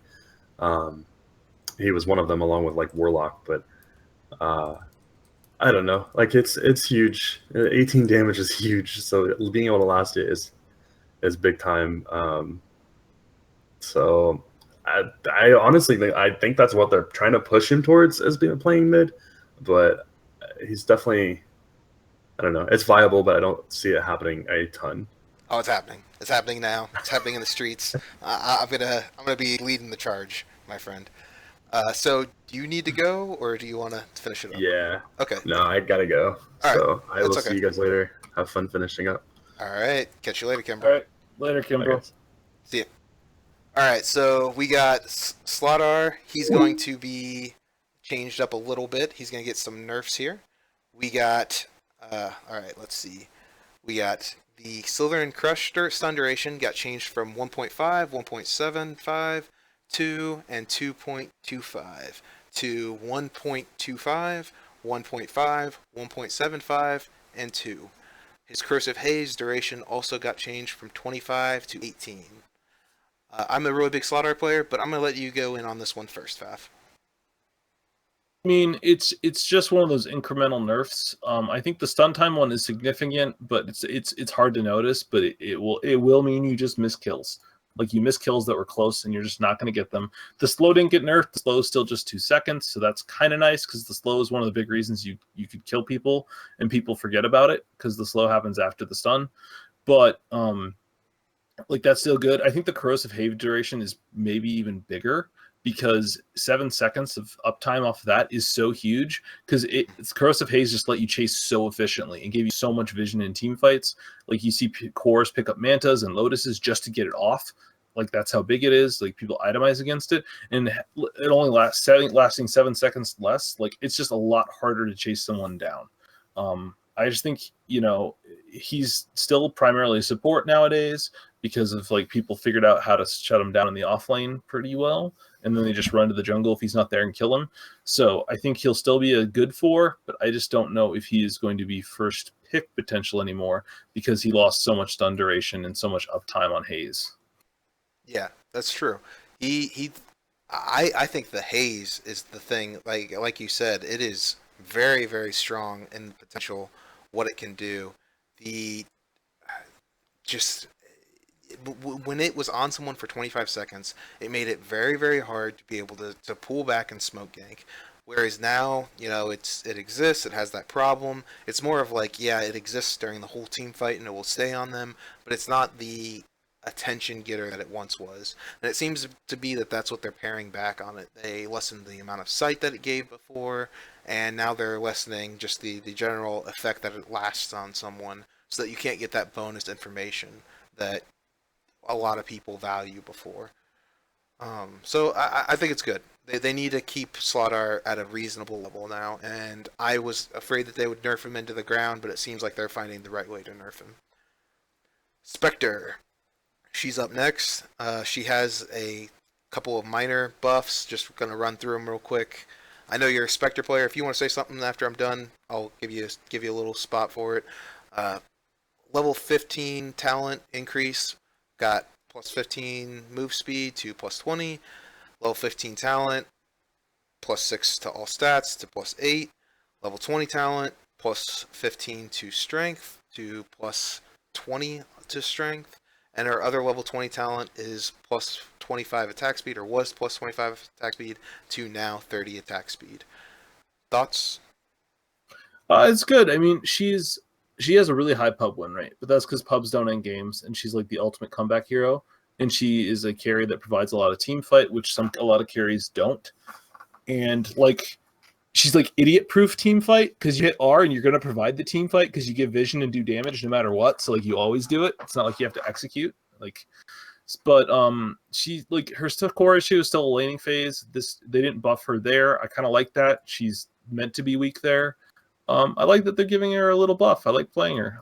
Hope to get to play her a little more. I don't think any of these move the needle. But like little increments, like these extra stats are so big on her because of her passives, dispersion. The stats are so big. The attack speed's so big. I don't know if you take like attack speed or strength is very much situational for me. So like having them both buffed is super nice. So just good incremental buffs because she's not seen in the pros. But that's because pros are so good at just like punishing weak lanes, and I don't think this is gonna allow her to be picked. Like she's just too weak right now in the lane and then the mid game, early mid game. Oh, most definitely.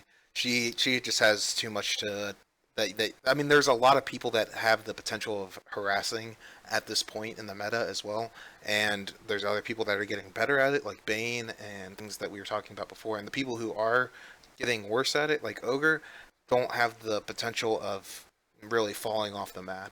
So it makes a lot of sense what you're saying. The next person is Techies, and I know we both hate Techies, but we gotta talk about it because it is great what happened. Proximity mines damage got rescaled from 225, 400, 575, and 750 to 150, 350, 550, 750.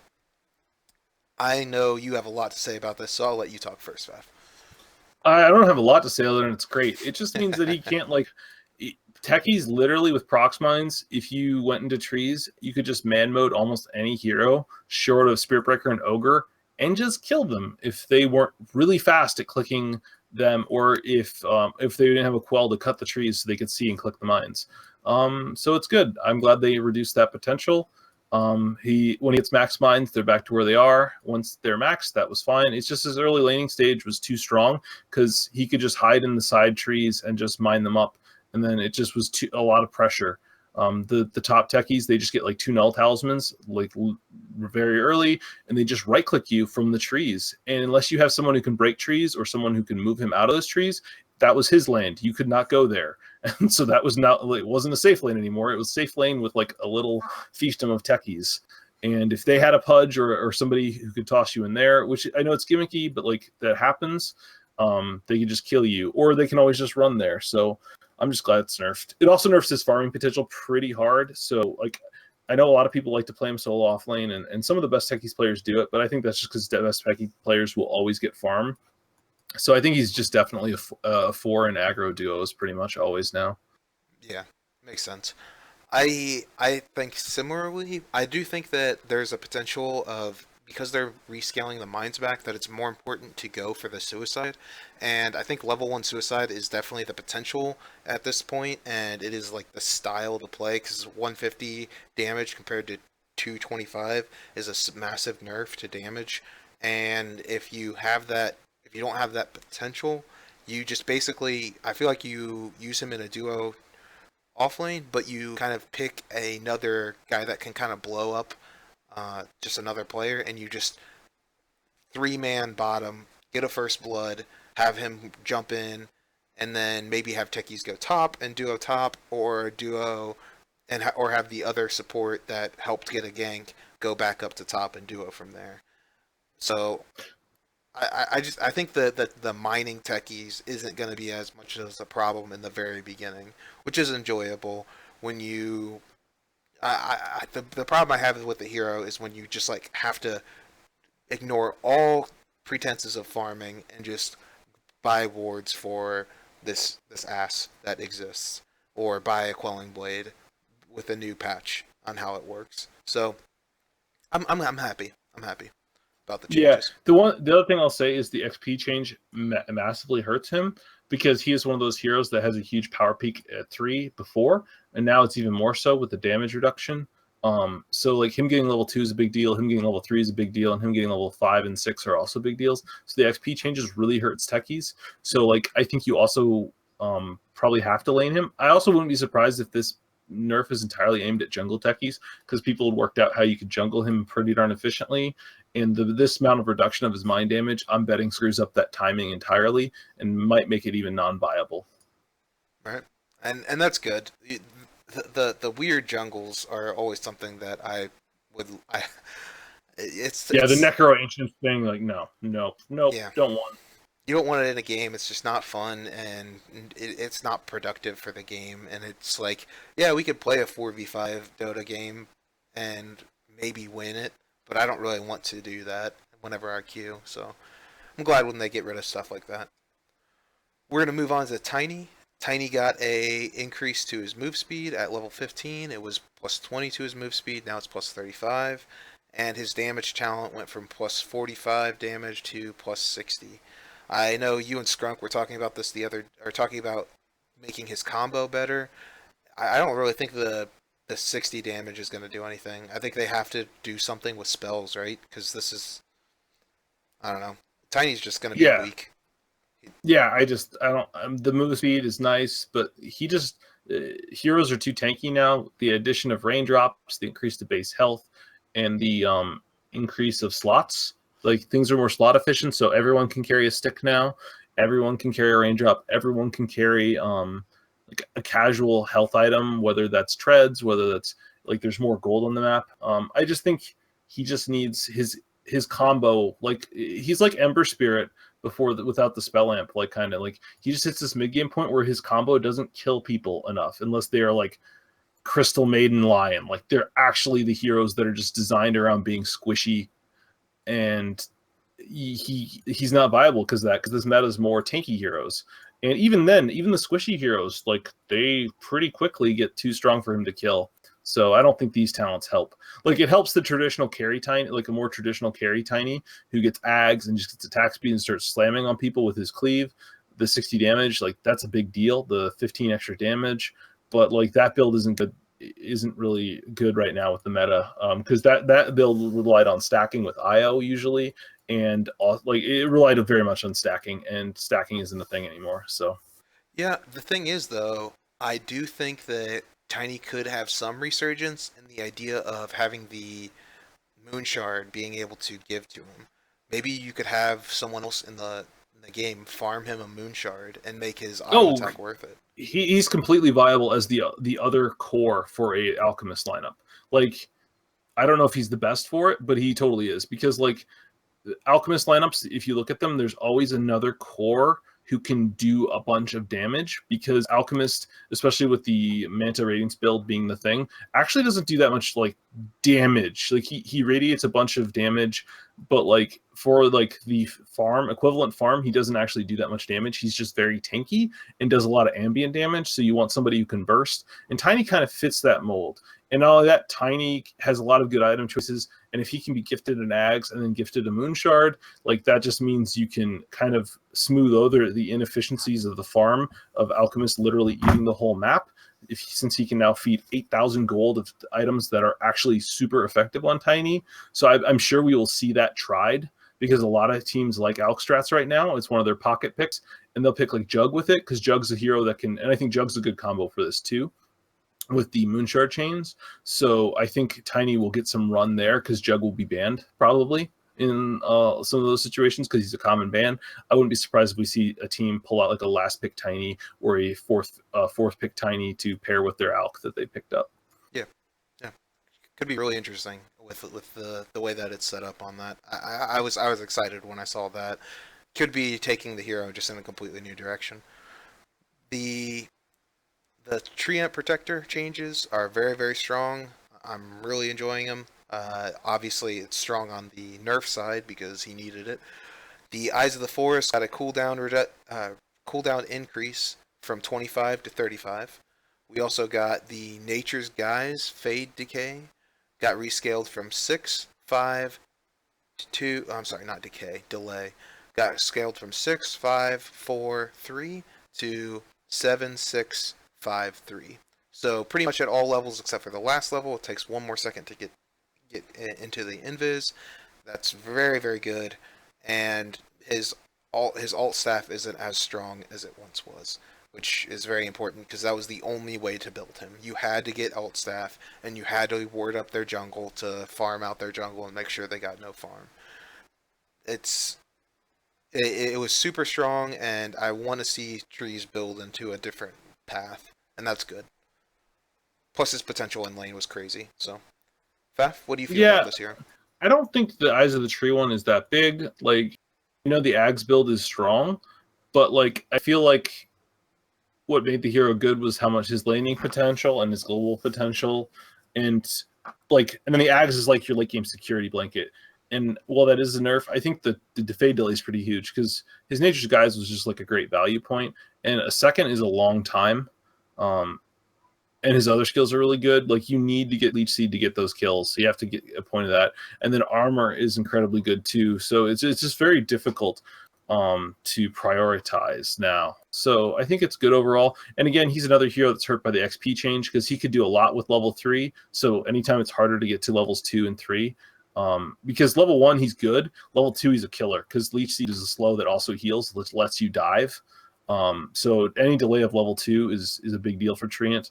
And level 3 is when you could start to get living armor, another dive enabler. So like, his power peaks are very pronounced at those levels, early levels. So it really hurts him that he needs to get that little bit more XP. Most definitely. The change that I've been excited for, I was excited for last patch when they changed this up. Tusk's level 10 talent got changed from plus 35 XP to plus 40 XP. I know me and you differ on this, but I like this a lot. I think it doesn't make him necessarily any more viable, I guess. I can kind of agree with you there. The thing is plus 40 XP to a talent is insane, especially when you don't get you don't get it as quickly, but if you could maybe core the Tusk and kind of get him that ability to come online a little bit faster, he could just be skyrocket ahead of the rest of the team getting that XP. I don't know. I see some potential with it. What about you? I don't think it matters. Like, it's 5% more XP. It's nice, but the 35 XP talent was already good, so now it's a little better. But like, that good talent he's still not picked for a reason, and those issues remain. But like, and I don't think adding XP gain at level 10 fixes those issues. So I think he's fine. Like he's like Earthshaker though. Like if you are godlike with the shards, you can make him work. That's fine. And if your early ganks work out, you get the levels, you get the farm, and once that happens, he turns into a partial right-click core, and he's a great hero again. But what if they don't work?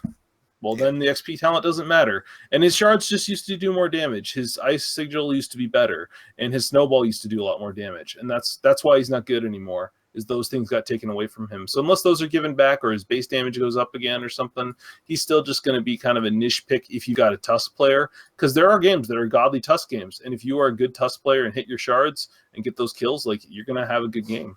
Yeah, it's true. It's true.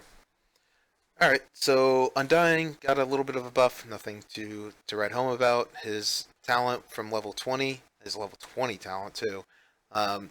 He was 25 plus 25 move speed, and now it's plus 30. Nothing to write home about. We got Venomancer.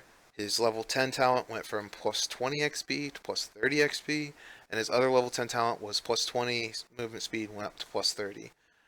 I don't think it's going to make Venomancer any more viable than he already is. I don't think he's really that viable. No. He's still got the problems. The only thing that might push him over the edge is the possibility of split pushing and having him as like kind of. The Shrine nerf's a big deal too for him. Right, that's true too. So, but I don't think it's enough to matter. If they nerf Shrines like another time, maybe, because part of the big problem with Venalt now is if you're pushing high ground, they can just use up 3 Shrines and that they just heal through it. And also the same thing, like used to be, even if you lost the fight, if you Venalted them, they all had to go home, so it didn't matter. But unless they had like Dazzle, Witch Doctor, and could literally had a heal lineup, and it didn't, and they could just heal through it. Now everyone just walks back to a Shrine, heals up, and they still push your tower, and you're dead. Or even if you come back to life, you're also on cooldown. So what do you do as a hero? You're annoying, but you're not like a team fighter anymore. Right. Still suffers from the same problems. Viper got a minor buff at level 15. He gets plus 7 strength. He was getting plus 7 strength. Now he gets plus 8.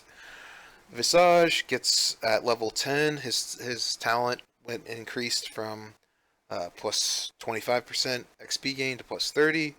It's nice.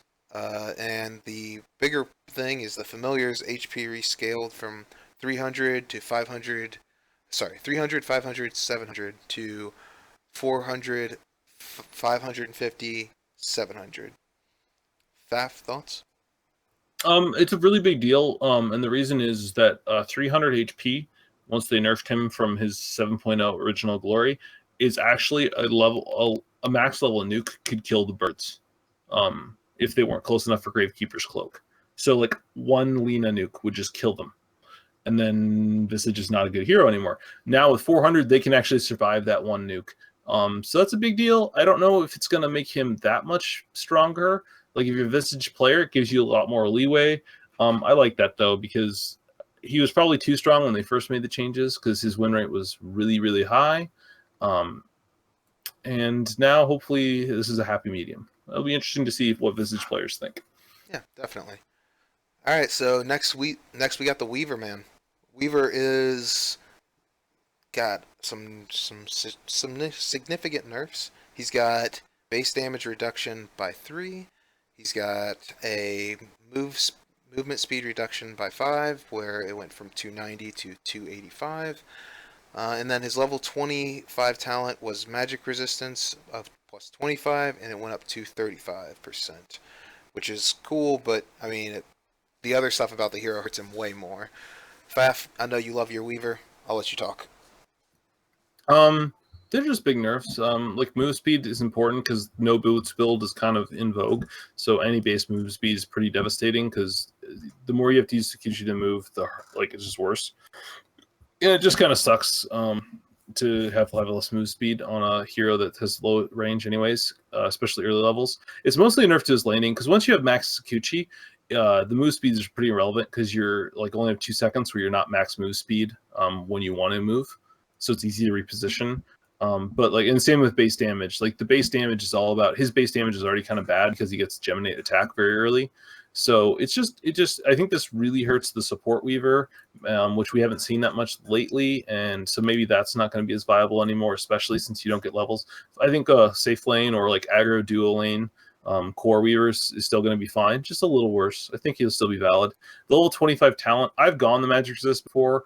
I regretted it. Even when they have all magic nukes, like just buy a BKB and just have the max move speed, because the max move speed's like the extra Sakuchi move speed, so you move over max move speed is amazing. Like you literally, people can try to dust you and they just won't hit you. Like yep. Dust is instant. Like I know the cloud looks like it goes out, but it's not like Shiva's where you can dodge it. It's actually instant.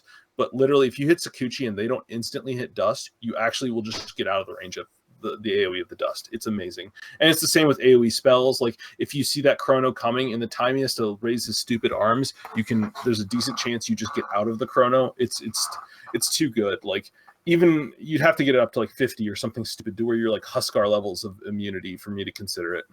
Yeah. Yeah, the positioning is the name of the game, man. It always has been, always will be.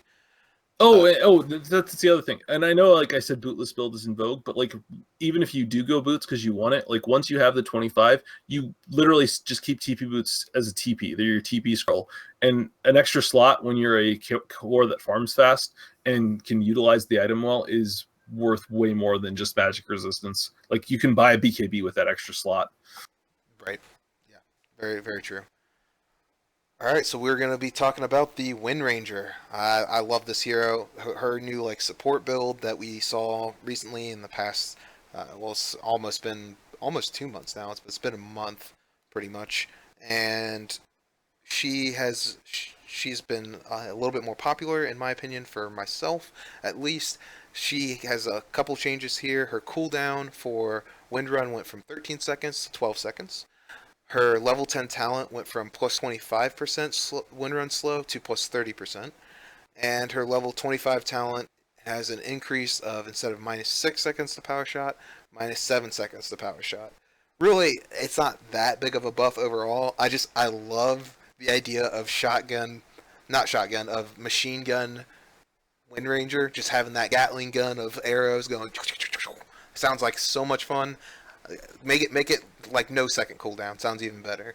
And wind run slow, like everything else, it's nice, but I don't think it makes her that much better. Unless you're really strong with the hero, it's kind of hard to really pick that up. Faf, do you have any? I think she's still got issues. The level 25 talent's actually super good. I know people generally do like the attack range because that's better for a right click core, but honestly, like I just ran into a situation where we were pushing the base and we just couldn't because they had Invoker with the tornado cooldown and that talent. Literally the creep wave, even if we piped it, they could just kill it before it got to high ground.